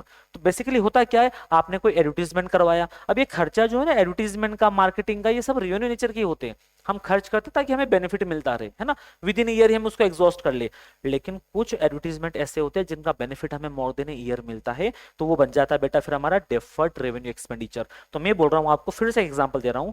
मान लो मैंने एडवर्टीजमेंट में पैसा खर्च किया बेटा 5 लाख रुपीस। कितना किया बोलो? 5 लाख। इसका बेनिफिट जो है मुझे अगर 3 इयर्स 5 इयर्स तक मिल रहा है ना, तो मैं इसको डिवाइड बाय 5 करूंगा और आपसे पूछूंगा बताओ 1 साल का खर्चा कितना हुआ एडवर्टीजमेंट का। मैं आपसे पूछूंगा बताओ 1 साल का खर्चा कितना हुआ एडवर्टीजमेंट का। क्या बोलोगे आप? 5 लाख या 1 लाख? 1 साल का आप बोलोगे 1 लाख। तो फिर ये बचे हुए 4 लाख का मैं क्या करूंगा? तो क्या होता है, जब आप 5 लाख रुपए खर्च करते हो ना, तो पूरे 5 लाख इस साल की इनकम दैट इज रेवेन्यू में से माइनस नहीं करोगे। आप सिर्फ कितना माइनस करोगे बेटा बोलो? 1 लाख ही हम लोग माइनस करेंगे। बचे हुए जो 4 लाख रुपीज है ना, वो बन जाती है हमारी क्या? एसेट्स, जिसको बोलते हैं डेफर्ड रेवेन्यू एक्सपेंडिचर। इसको बैलेंस शीट में एसेट साइड दिखाते हैं और धीरे धीरे करके इसको माइनस करेंगे। मतलब हम 5 सालों तक माइनस करेंगे, फिर नेक्स्ट ईयर क्या करेंगे बेटा हम लोग? 4 लाख में से माइनस कर देंगे। कितना? 1 लाख रुपीस। कितना बचेगा सर? बचेगा 3 लाख। फिर क्या करेंगे बेटा हम लोग? 3 लाख में से और माइनस कर देंगे। कितना? 1 लाख। कितना बचेगा? 2 लाख बचेगा सर। फिर क्या करेंगे बेटा? 2 लाख में से माइनस कर देंगे 1 लाख। कितना बचेगा? 1 लाख। फिर लास्ट 5th ईयर में फिर 1 लाख में से कितना माइनस हो जाएगा? 1 0। मतलब 5 सालों में उस खर्चे की वैल्यू को क्या कर लेंगे हम? 0 कर लेंगे, लेकिन किसी 1 साल में से उसको माइनस नहीं करेंगे। ये बात ध्यान रखना बस आप, ठीक है क्या? तो ये आ जाता है बेटा अपना क्या, एक्सपेंडिचर वाला टर्म्स अपना कंप्लीट हो जाता है। तो चलो यहां तक हो गए अपने क्लियर के सारे, हाँ सर इतने तो हो गए। अब बचा क्या है, बचा है सर हमारा गेन, बचा है सर हमारा गेन। अब गेन देखना 2 मिनट में फिनिश करवा रहा हूं, क्योंकि एक एग्जांपल दिया था मैंने आपको, कौन सा वाला, रिलायंस पेट्रोलियम वाला। मैंने बोला था रिलायंस पेट्रोलियम ने क्या किया, फ्यूल स्टेशन स्टार्ट करने के लिए इंदौर के बाहर भी बहुत सारी क्या परचेस कर रखी है बेटा, बोलो प्रॉपर्टी। कितने में परचेस की थी बेटा, बोलो जल्दी से, 2 करोड़ रुपीज में। लेकिन किसी रीजन से वहां पे वो अपना बिजनेस स्टैब्लिश नहीं कर रहे हैं, तो उसको क्या करना चाहते हैं वो, सेल। 2 करोड़ की प्रॉपर्टी बेटा कितने में सेल की थी इन लोगों ने, सर 6 करोड़ में। कितने का फायदा हुआ था, 4 करोड़ रुपीज का। इस 4 करोड़ रुपीज को मैं क्या बोलूंगा, प्रॉफिट ना, इसको बोलते हैं हम लोग गेन। ये हो जाएगा हमारा गेन।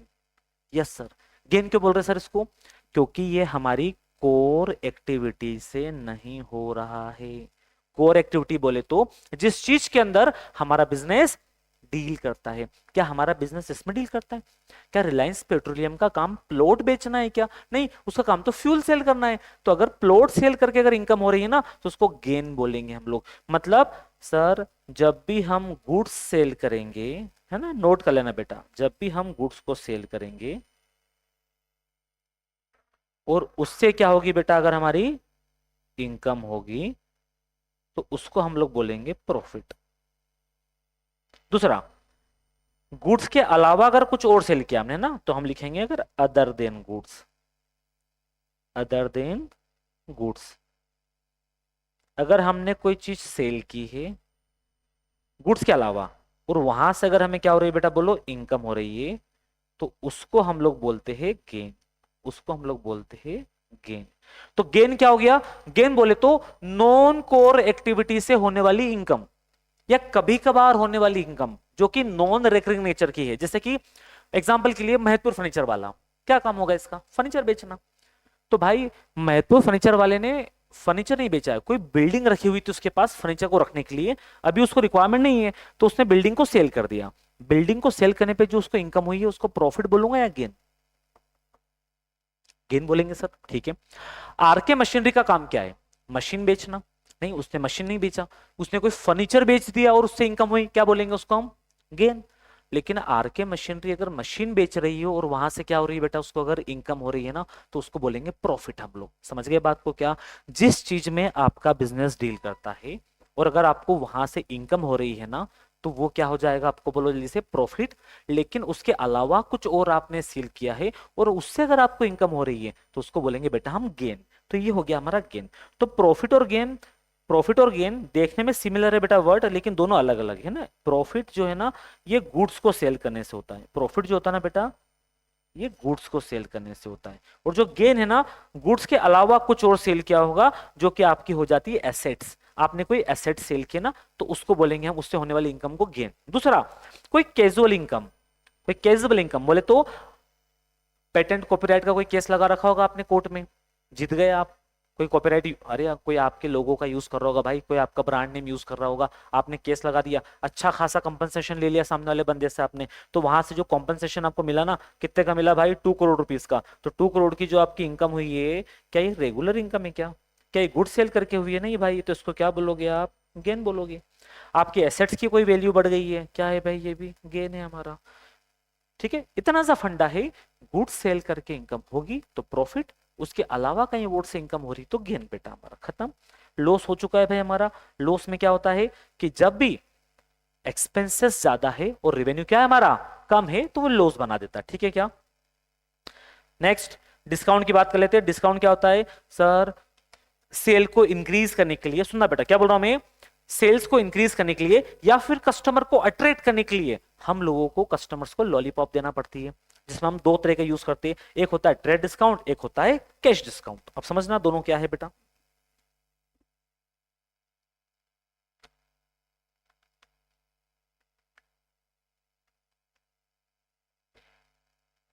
देखो, ट्रेड डिस्काउंट क्या होता है, ट्रेड डिस्काउंट हम लोग सारे कस्टमर्स को देते हैं, सारे कस्टमर्स को। इसका पर्पस यही है कि जो भी प्राइस है ना, मान लो कोई प्रोडक्ट आपका 2000 का है, तो उसमें से आपने क्या कर दिया, 20% माइनस कर दिया, दैट इज कितना, 400, कितना हो गया, 1600। ये सारे कस्टमर को देते हैं हम लोग reduction in the price of the product. Product की प्राइस को क्या कर देना, कम कर देना, कस्टमर को अट्रैक्ट करने के लिए, इसको बोलते हैं हम ट्रेड डिस्काउंट, जो कि सारे कस्टमर को दिया जाता है। इसलिए देते हैं कि जब हम प्राइस को क्या करेंगे, रिड्यूस करेंगे ना, कस्टमर अट्रैक्ट होंगे और ज्यादा से ज्यादा क्या होगी, सेल होगी। ठीक है ना, सेल्स को इंक्रीज करना इसका पर्पस होता है। आपने देखा होगा काफी सारे शोरूम्स या मॉल्स के बाहर लिखा होता है 50% of, flat 70% of, flat 75% of तक भी आपको देखने को मिल जाएगा। पर्पस यही होता है समहाउ सेल्स को इंक्रीज करना। लेकिन इसी में एक और डिस्काउंट देते बेटा हम, कैश डिस्काउंट। कैश डिस्काउंट का पर्पस सेल्स इंक्रीज करना नहीं है, इसका पर्पस होता है कि जो गुड्स हम बेच रहे हैं ना, उन लोगों से हमें टाइमली पैसा मिल जाए।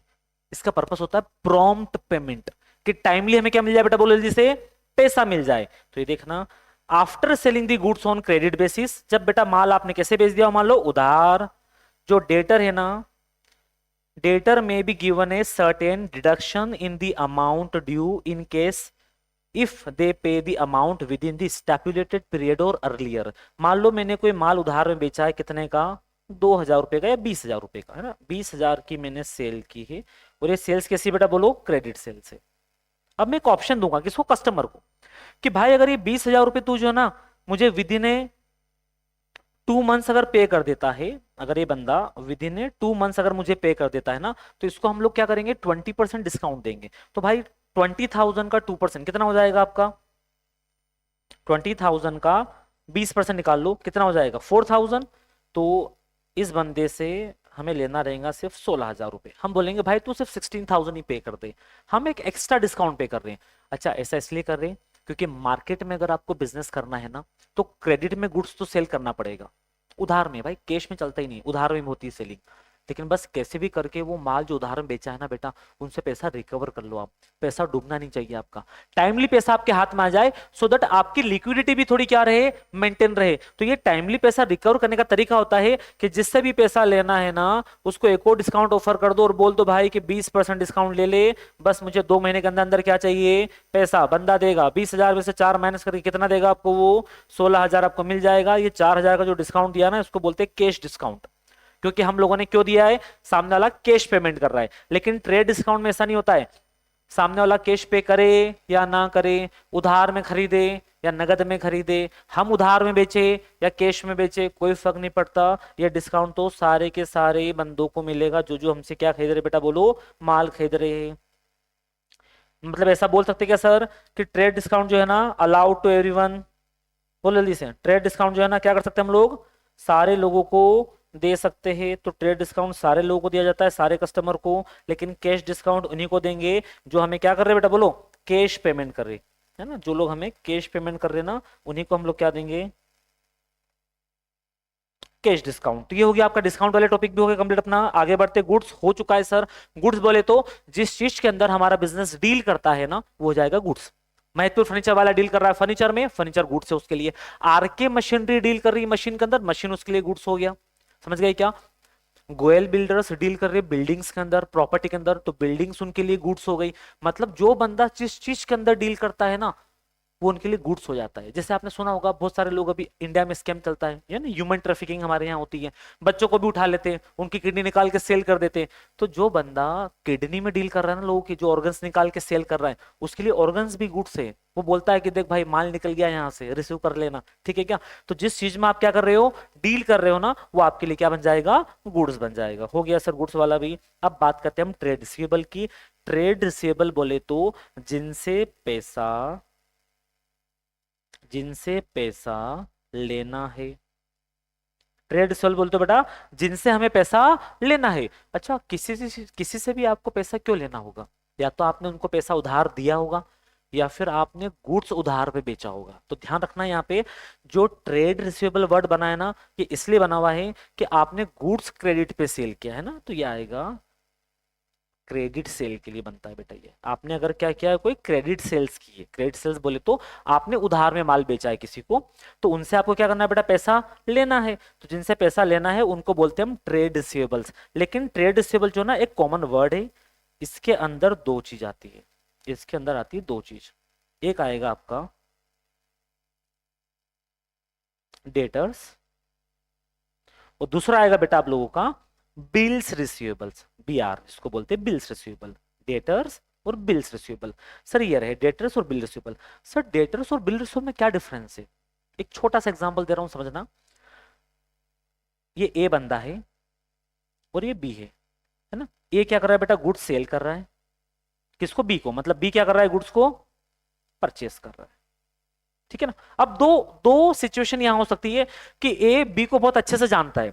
तो बी बंदा आया, ए से माल खरीदा और अपने घर चले गया। ए ने माल बेच भी दिया, किसको? बी को। लेकिन बी ने बोला भाई ये पैसे मैं तुझे बाद में दूंगा। मतलब बी ने कैसे माल खरीदा है? बोलो क्रेडिट, उधार में। तो ये हो गया क्रेडिट परचेस। इसने माल कैसे बेचा बेटा? बोलो क्रेडिट सेल। तो इसने बेचा उधार में। हमने बोला ठीक है भाई बाद में दे देना, क्योंकि ए बी को जानता है।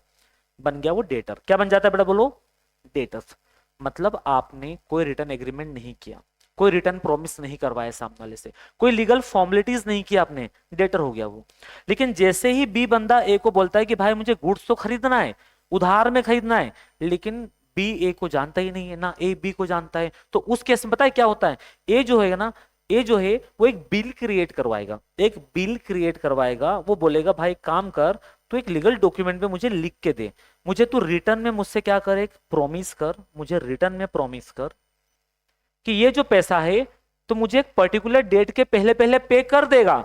अगर तूने मुझे ये पे नहीं किया ना, तो मैं फिर लीगल एक्शन भी ले सकता हूं। तो अगर ऐसा कुछ हो रहा है कि जब जब बायर जो है ना, जो माल खरीद रहा है, वो सेलर से क्या कर रहा है बेटा? बोलो जल्दी से।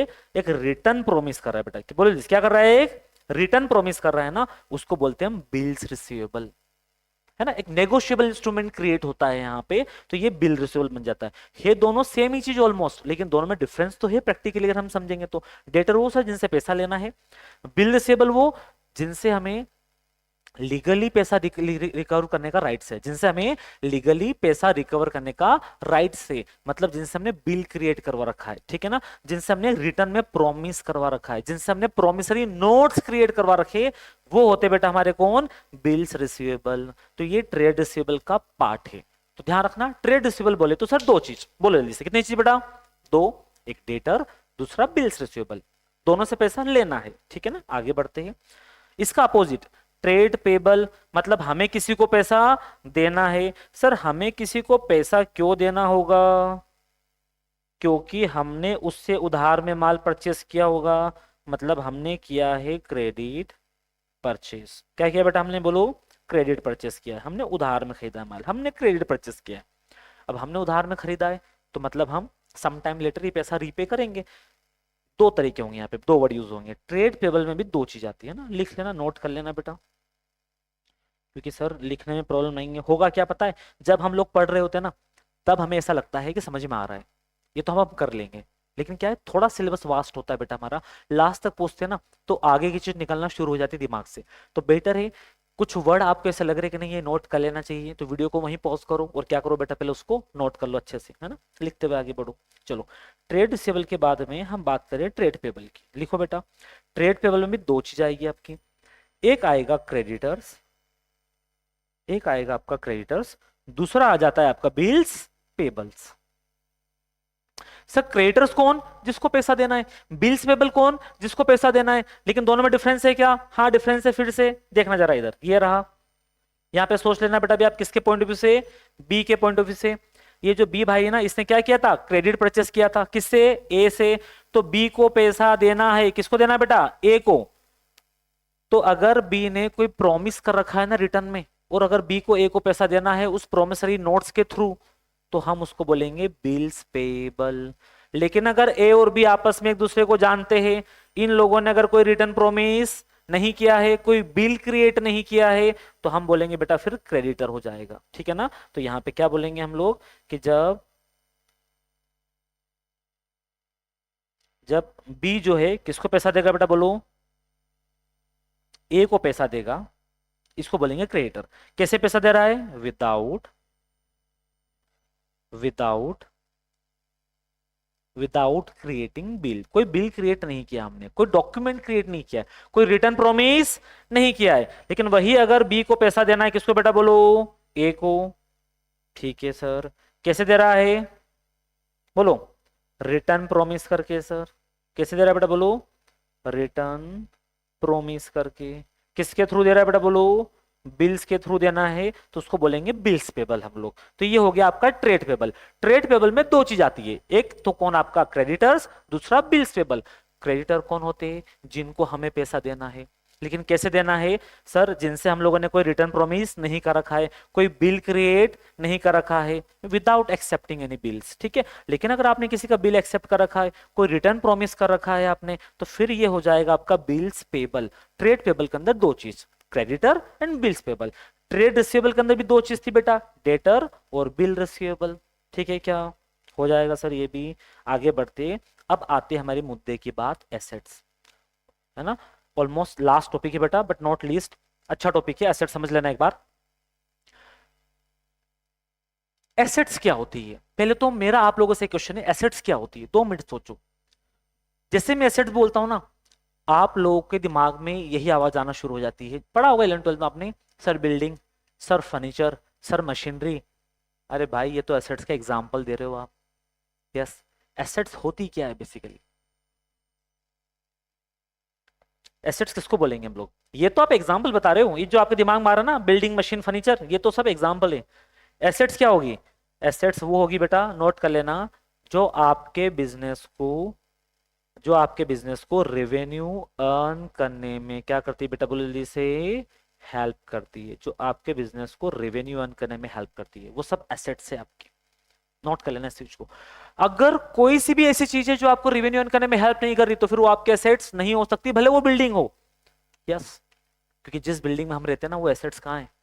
अरे जिन घरों के अंदर हम रहते हैं, क्या वो एसेट्स है क्या, नहीं, क्योंकि वो रेवेन्यू अर्न करके नहीं दे रही बेटा। हमारे घर के बाहर रखी हुई कार एसेट्स है, नहीं सर, कि उससे भी कोई रेवेन्यू अर्न नहीं हो रहा है। लेकिन जिस दिन आपने बिजनेस शुरू किया कार का, रेंटल कार का बिजनेस शुरू किया, और वो कार डेली बेसिस पे जाती है और वहां से कुछ पैसा अर्न करके लाती है हमारे लिए, तो वही कार हमारे लिए क्या बन जाएगी, एसेट्स बन जाएगी। तो एसेट्स वो है जहां से हमें इनकम जनरेट हो रही है। आपने बिल्डिंग बनाई तो है, लेकिन उसके अंदर आप रहते नहीं हो, आपने क्या कर लिया बताए, उसमें हॉस्टल बना दिया आपने, और वहां से क्या करते हो, हॉस्टल से आपको एक रेंट मिलता है मंथली बेसिस पे, तो वो हॉस्टल वाली जो बिल्डिंग है ना आपकी, क्या बन जाती है बेटा, एसेट्स बन जाती है। तो ये रहा आपका एसेट्स। एसेट्स बोले तो economic resources of an enterprises, एक इकोनॉमिक रिसोर्सेस है ये, जहां से आपको क्या होगा, रेवेन्यू जनरेट होगा, that can be usefully expressed in monetary terms और anything which will enable the firm to get economic benefit. और जिससे हमें क्या मिल रहा है बेटा, इकोनॉमिक बेनिफिट मिलता है। यही इकोनॉमिक बेनिफिट की तो मैं बात कर रहा हूं, जो आपको रेवेन्यू अर्न करने में हेल्प कर रही है। काफी सारे एग्जांपल है एसेट्स के, पढ़ा रहा हूं वन बाय वन, आप लोगों को देखना जरा। सर क्या आता है एसेट्स में, बताओ बेटा। अगर हम कोई बिजनेस रन कर रहे हैं और हमारे पास उसके अंदर बिल्डिंग है, वेयर हाउस है ना, मल्टी स्टोरी बिल्डिंग बना रखी है हम लोगों ने, जिसके अंदर हमारा बिजनेस रन हो रहा है, हमारे एम्प्लॉइज काम कर रहे हैं सारे उसके अंदर। भाई इस बिल्डिंग से हमें क्या रेवेन्यू अर्न करने में हेल्प मिल रही है, बिल्कुल मिल रही है यार। महतपुर फर्नीचर वाले के पास अगर फर्नीचर रखने के लिए बिल्डिंग नहीं होगी, तो फर्नीचर बेचेगा कैसे, क्या रोड पे लेके बैठेगा उसको। जितने भी हर्ष हुंडई वाला है, अगर वो कार कैसे बेच पा रहा है, उसके पास बिल्डिंग रखने के लिए। तो जितने भी बिजनेसेस होते हैं ना, सबके पास में बिल्डिंग होती है, और ये बिल्डिंग इनको रेवेन्यू अर्न करने में क्या कर रही है बेटा, बोलो हेल्प। इसलिए बिल्डिंग क्या हो गई, एसेट्स। आगे बढ़ते, फर्नीचर भी क्या हो गई, एसेट्स। मशीन भी क्या हो गई, क्योंकि मशीन भी आपके बिजनेस को रेवेन्यू अर्न करने में हेल्प कर रही है। मशीन नहीं होगी, अगर मशीन नहीं होगी आपके पास, तो गुड्स प्रोड्यूस कैसे करोगे आप, क्योंकि सारा काम तो मशीनों से हो रहा है आज के टाइम पे। तो ये भी आपको रेवेन्यू अर्न करने में हेल्प कर रही है। ठीक है सर, ये भी समझ में आ गया। और बात करता हूं मैं अब आपको आगे, आप डिटेल में जाएंगे थोड़ा सा। सर आपने ये तो समझा दिया कि एसेट्स वो है जो हमारे बिजनेस को रेवेन्यू अर्न करने में हेल्प कर रही, ठीक है। क्या इसमें कैटेगरीज है, क्या इसमें टाइप्स है क्या, हाँ इसमें टाइप्स है, ठीक है ना। टाइप्स है, टाइप्स की बात करते हैं हम लोग, है ना, जहां से रेवेन्यू जनरेट हो रहा है, जो हमें इकोनॉमिक बेनिफिट प्रोवाइड कर रही है। तो assets can be broadly classified into 3 categories, 3 category में डिवाइड किया हम लोगों ने। अभी सिर्फ 2 कैटेगरी समझना आप। पहली है करंट एसेट्स, दूसरी बेटा non current assets. Current assets बोले तो ऐसी एसेट्स जिसका बेनिफिट हमें विद इन ईयर मिल जाएगा, जो विद इन ईयर हमें इकोनॉमिक बेनिफिट डिराइव करके दे देगी ना बेटा, वो करंट एसेट्स है। लेकिन ऐसी एसेट्स है जिनका बेनिफिट हमें मोर देन ईयर मिल रहा है, जो 1 साल से ज्यादा सालों तक हमें इकोनॉमिक बेनिफिट देगी ना, वो हो जाती है हमारी नॉन करंट एसेट्स। इसको बोलेंगे नॉन करंट एसेट्स हम लोग, ठीक है क्या। चलो करंट एसेट्स में क्या आता है देखना जरा। पहला, गुड्स स्टॉक, जो हमारे गोडाउन में गुड्स रखा हुआ है ना, गुड्स मतलब समझ गए ना, हाँ सर समझ गए। अब तो जिस चीज के अंदर हमारा बिजनेस क्या करता है, डील करता है, वो क्या होता है बेटा, गुड्स। तो जब वो गुड्स बेचेंगे ना तो क्या आएगा हमारे पास, पैसा, इकोनॉमिक बेनिफिट डिराइव हो रहा है ना, तो क्या हो गए भाई हमारी, बोलो, एसेट्स। लेकिन क्या गुड्स को 4 साल बाद बेचोगे, 2 साल बाद बेचोगे क्या, नहीं सर विद इन ईयर ही हम तो सेल कर देंगे। तो जब आपका गुड्स 1 साल के अंदर ही सेल हो रहा है और कैश में कन्वर्ट हो रहा है, तो कौन से एसेट्स बन गए आपकी, बोलो जल्दी से, करंट एसेट्स। तो ये हो गए भाई करंट एसेट्स आपके। दूसरा, डेटर, जिनसे पैसा लेना है। भाई पैसा क्यों लेना है, क्योंकि हमने इनको क्या किया होगा, क्रेडिट सेल किया होगा। क्रेडिट सेल किया हो तो मतलब इनसे पैसा लेना है, आपको लेना है, तो ये भी 1 साल के अंदर मिल जाता है हमको, इसलिए डेटर भी क्या हो जाती है हमारी, करंट एसेट्स। प्रीपेड एक्सपेंसेस, अगर आपने कोई खर्चा है पहले से पे कर रखा है तो उसका बेनिफिट भी आपको 1 साल के अंदर मिल जाएगा। जैसे कि मान लो आपने इंश्योरेंस करवाया, तो इंश्योरेंस क्या 2 साल का थोड़ी करवाओगे, 1 साल का करवाओगे ना।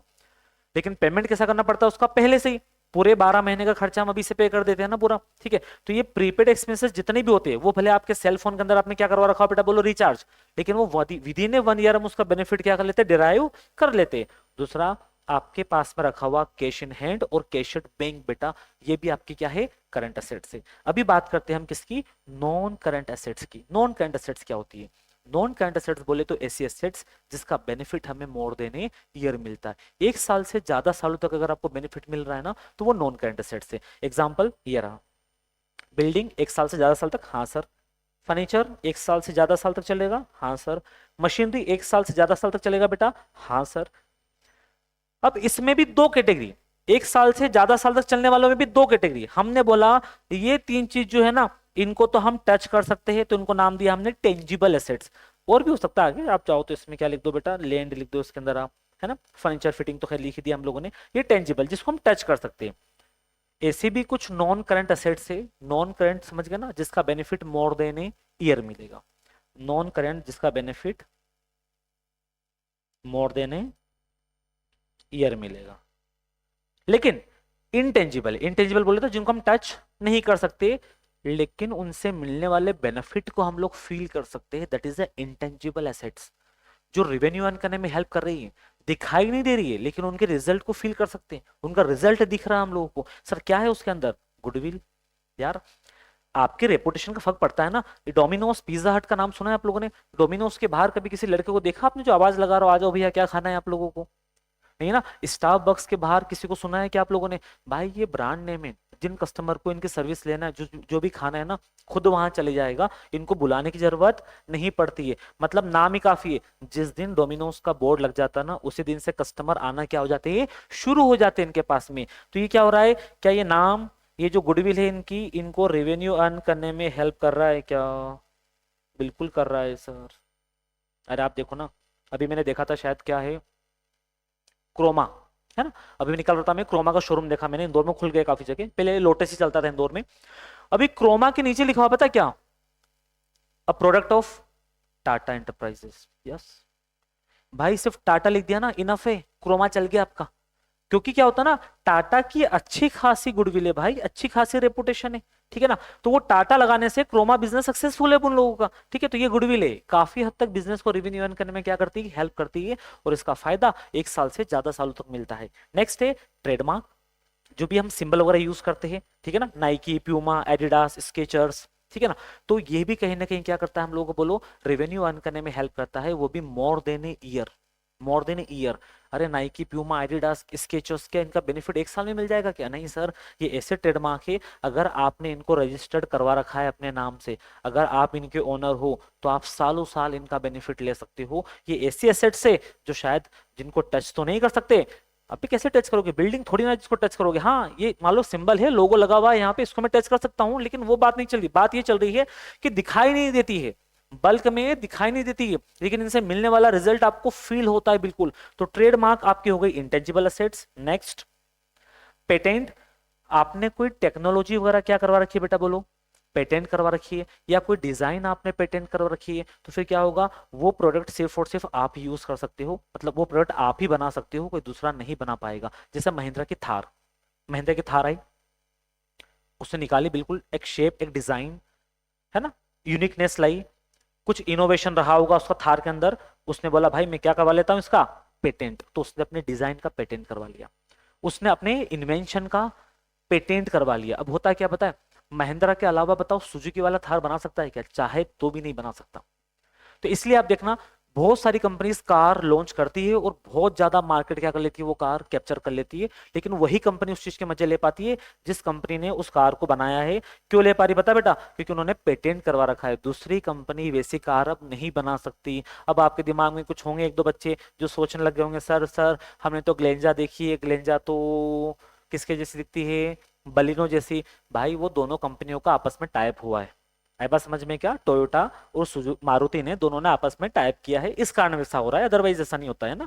अगर ग्लेंजा वैसी की वैसी बना देता ना तो हम केस ही लगा देते। कौन बेटा बोलो जल्दी से, सुजुकी वाले है ना, मारुति वाले केस लगा देते किसके ऊपर, टोयोटा के ऊपर। लेकिन वो दोनों ने क्या कर रखा है, आपस में एक एग्रीमेंट कर रखा है, मार्केट कैप्चर करने का तरीका है, ठीक है। तो वो इसलिए, अदरवाइज आप कभी भी ऐसा नहीं देखोगे कि भाई जिसने स्कॉर्पियो एन बना रखी है ना तो दूसरी कंपनी भी वैसी स्कॉर्पियो बना रही है या सेम मॉडल या सेम डिजाइन यूज कर रही है। तो सोचो ना यार कितना फायदा है एक छोटी सी चीज का।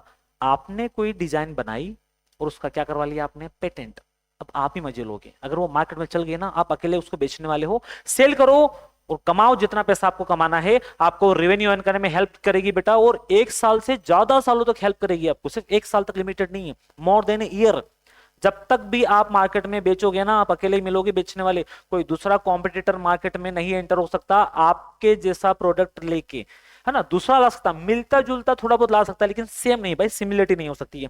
नेक्स्ट, सॉफ्टवेयर भी बताइए आपको कि कोई सॉफ्टवेयर वगैरह डेवलप कर रखा आपने बेटा, उसका बेनिफिट मोर देन ईयर मिलेगा आपको। तो ये सब होते हैं हमारी नॉन करंट असेट्स के अंदर आने वाली इंटेंजिबल असेट्स। चलो हो गई सर खत्म। चलो बताओ क्या हो गया भाई। असेट्स बोले तो वो सारी चीजें जो हमारे बिजनेस को रेवेन्यू अर्न करने में क्या करती है, हेल्प करती है। असेट्स दो तरह की, करंट असेट्स और नॉन करंट। करंट बोले तो जिसका फायदा विद इन ईयर मिल गया या विद इन ईयर जो कैश में कन्वर्ट हो गई, ठीक है। नॉन करंट जिसका फायदा मोर देन ए ईयर मिल रहा है हम लोगों को। लेकिन नॉन करंट में दो पार्ट्स, टेंजिबल और जिसको टच कर सकते हैं, टेंजिबल जिसको टच नहीं कर सकते लेकिन उससे मिलने वाले रिजल्ट को फील कर सकते हैं, वो हो गई हमारी इंटेंजिबल। अब आगे बढ़ते, सर फिक्टिशियस असेट्स क्या होती है। फिक्टिशियस असेट्स मतलब देखा जाए तो कोई असेट्स नहीं है, कोई एसेट्स नहीं है, हाँ तो फिर क्या है, हेवी एक्सपेंडिचर है। क्या है बेटा बोलो, ये कोई एसेट्स नहीं होती है, ये बेसिकली एक तरीके से क्या होता है, हेवी एक्सपेंडिचर्स होते हैं, ऐसे खर्चे होते हैं जिनका फायदा हमें मोर देने ईयर मिलता है हम लोगों को। तो ये आता है फिक्टिशियस असेट्स के अंदर।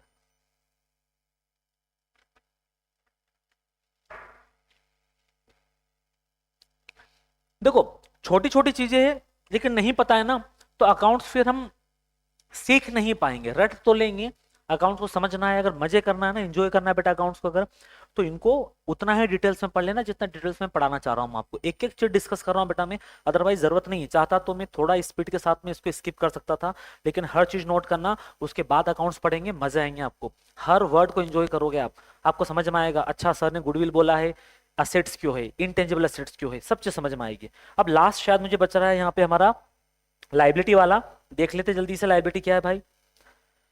लाइबिलिटी मतलब होता है ऑब्लिगेशन टू पे। क्या होता है बेटा बोलो, ऑब्लिगेशन टू पे मतलब किसी को हमें पैसा देना है। अच्छा किसी को पैसा क्यों देना होगा, दो ही रीजन हो सकते हैं भाई, या तो हमने उससे बोरो किया होगा, मतलब बेटा पैसा उधार लिया होगा पहला, दूसरा या फिर हमने उससे क्या किया होगा बेटा बोलो, क्रेडिट परचेस किया होगा, है ना।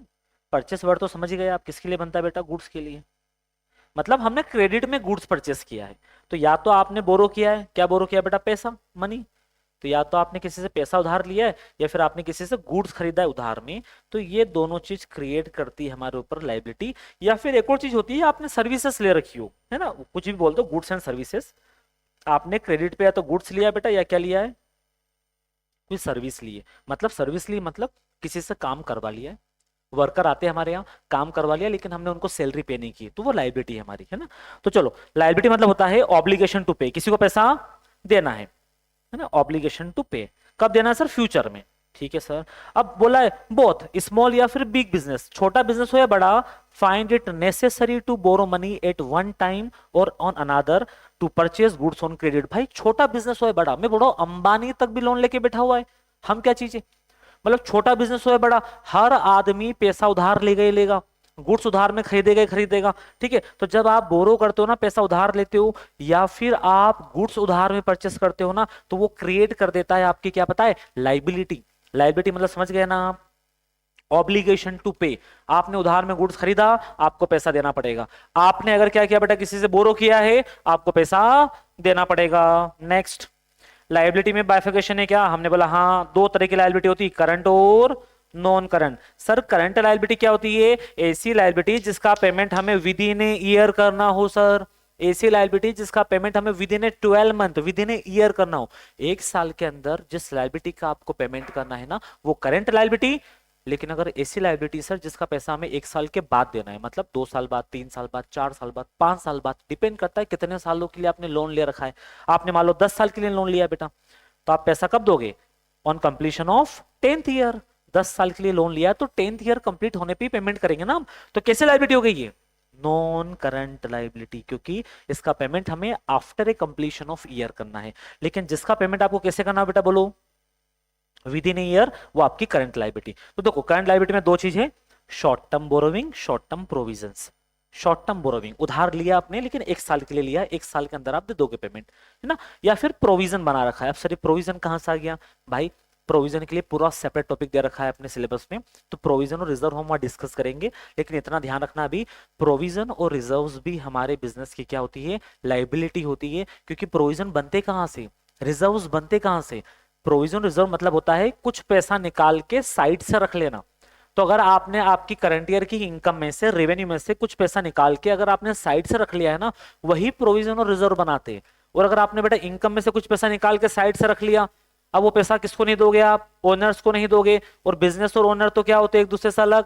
तो भाई वो मालिकों का पैसा है, जब तक आप वो मालिकों को नहीं दे देते ना, तब तक आपके बिजनेस के लिए वो लायबिलिटी ही रहेगी। इसलिए इसको बोलते हैं शॉर्ट टर्म प्रोविजंस। हमारे बिजनेस के लिए क्या है बेटा, ये बोलो, शॉर्ट टर्म प्रोविजन हमारे बिजनेस के लिए क्या रहेगी, लायबिलिटी। अब वो डिपेंड करेगा, प्रोविजन डिपेंड करेगा, प्रोविजन आपने कितने सालों के लिए बनाया है। एक साल के लिए बनाया तो शॉर्ट टर्म, 3 साल के लिए बनाया है मतलब 3 साल तक वो पैसा हम बचा कर रखेंगे साइड से, तो वो लॉन्ग टर्म प्रोविजन बन जाएगा आपका, ठीक है। तो ये रहा, है ना, आराम से देखना बेटा, इसको दोनों को रिलेट करेंगे हम लोग, है ना। देखो short term borrowing, long term borrowing. Borrowing अगर विद इन 1 ईयर के लिए है तो वो शॉर्ट टर्म बोरोविंग आपकी करंट लायबिलिटी। लेकिन अगर आपने बोरोविंग की बेटा कैसे, मोर देन ईयर के लिए, वो लॉन्ग टर्म बोरोविंग बन जाएगी। नेक्स्ट, प्रोविजन शॉर्ट टर्म बनाया है तो current liability, long term provision बनाया है तो नॉन करंट लायबिलिटी हो जाएगी हमारी। ये हो जाती है लायबिलिटी खत्म। क्या इतना ही क्या लायबिलिटी में, हाँ भाई इतना ही खत्म। आगे बढ़े, बेड डेप्ट। बेड डेप्ट क्या होता है भाई, बेड डेप्ट बोले तो जो पैसा हम लोगों को डेटर से लेना होता है। ऊपर हमने पढ़ा था ना, डेटर डेटर डेटर, ये रहा भाई, ये रहा डेटर, ये रहा, है ना। क्या हुआ था, ए ने यहाँ पे बेटा गुड सेल किया था, किसको, बी को। क्या बोला था, ठीक है भाई पैसा कब दे देना, बाद में। क्या रिटर्न प्रॉमिस करवाया था क्या, अगर रिटर्न प्रॉमिस करवाया होता तो फिर वो डेटर थोड़ी होता बेटा, क्या बन जाता, बिल्स रिसीवेबल। तो मतलब हमने विदाउट रिटर्न प्रॉमिस क्या कर दिया, गुड सेल कर दिया, कितने का, 20 लाख रुपीस का, 20 लाख रुपए का।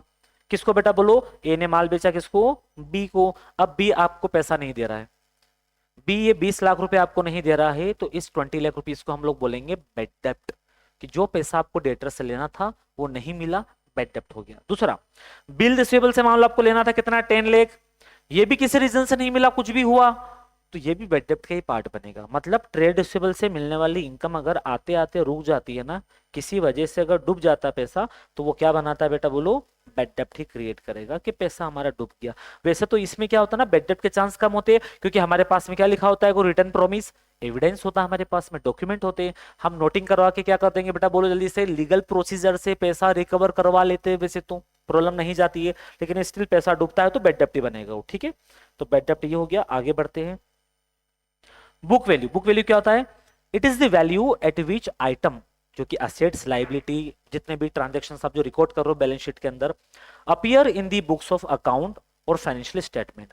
जिस प्राइस में आप फाइनेंशियल स्टेटमेंट में चीजों को रिकॉर्ड करते हो ना, उस प्राइस को बोलते हैं बेटा हम लोग बुक वैल्यू, ठीक है। आगे डेप्रिसिएशन, जब आपके एसेट्स की वैल्यू ग्रेजुअली रिड्यूस होती है। आपने क्या किया, एक मशीन परचेस की है, कितने की बेटा बोलो, 20 लाख रुपीस की। क्या इसकी वैल्यू सेम रहेगी क्या थ्रू आउट द इयर्स, नहीं सर, ग्रेजुअली क्या होगी इसकी वैल्यू, कम होगी। कितने साल चलेगी बेटा, मान लो ये चलेगी 10 साल, तो बताओ एक साल में कितनी वैल्यू कम हो रही है इसकी, 2 लाख रुपीज। तो ये जो 2 लाख रुपीज है ना, ये डेप्रीसिएशन है। एवरी ईयर इस मशीन की वैल्यू 2 लाख रुपीज कम होगी, 10th ईयर में जाके मशीन 0 रुपए की हो जाएगी आपकी। इसको बोलते हैं हम लोग डेप्रीसिएशन। डेप्रीसिएशन मतलब होता है continuously reduction in the price of fixed assets. Fixed assets की जो प्राइस है ना, ये कंटिन्यूअसली क्या हो रही है बेटा, बोलो, रिड्यूस हो रही है due to passes of time. Due to passes of time मतलब टाइम निकलता जा रहा है सर, पुरानी हो रही है। Due to change in technology, technology में क्या हो रहा है बेटा, बोलो, चेंज हो रहा है। या फिर हम बोलेंगे ड्यू टू ऑब्सोलेंसेस, मतलब आउट ऑफ ट्रेंड होती जा रही है। या due to wear and tear, मतलब हम यूज कर रहे हैं तो उसके ऊपर स्क्रैचेस वगैरह आ गए या उस पर डेंट वगैरह आ गया ना, इस वजह से भी उसकी कीमत क्या होती जा रही है, कम होती जा रही है। तो ये हम देख पा रहे हैं यहाँ पे बेटा कि फिक्स्ड एसेट्स की वैल्यू कंटिन्यूअसली क्या होती जा रही है, कम हो रही है due to passes of time, due to change in technology, due to obsolescences, due to wear and tear. हम यूज करते हैं ना तो मशीन खराब हो जाती है, स्क्रैच आ जाता है, कलर फेड होने लग जाता है, इस कारण से भी क्या होने लग जाता है बेटा, एसेट्स की वैल्यू कम हो जाती है। ठीक है क्या, इसको बोलेंगे डेप्रिसिएशन। तो कोई भी पूछे डेप्रिसिएशन क्या होता है, बताना, क्या बताओगे, बोलो। Continuous reduction in the value of fixed assets. Depreciation current assets में लगता है भाई, कभी भी किस पे लगता है, फिक्स्ड एसेट्स पे। क्या बोलोगे, continuous reduction in the value of fixed assets due to passes of time, due to change in technology, due to obsolescence, due to wear and tear। ठीक है ना बेटा, खत्म सर, हो गया। इंसॉल्वेंट कौन होता है भाई, इंसॉल्वेंट वो होता है जो सोल्वेंट नहीं है, नहीं नहीं नहीं ऐसा नहीं है। इंसॉल्वेंट वो होता है जो अपनी लायबिलिटी डिस्चार्ज नहीं कर पा रहा है। इंसॉल्वेंट कौन है, जो अपने लायबिलिटी डिस्चार्ज नहीं कर पा रहा है। सर कोई बंदा लायबिलिटी डिस्चार्ज कब नहीं कर पाएगा, जब उसकी एसेट्स 20 करोड़ रुपीस की हो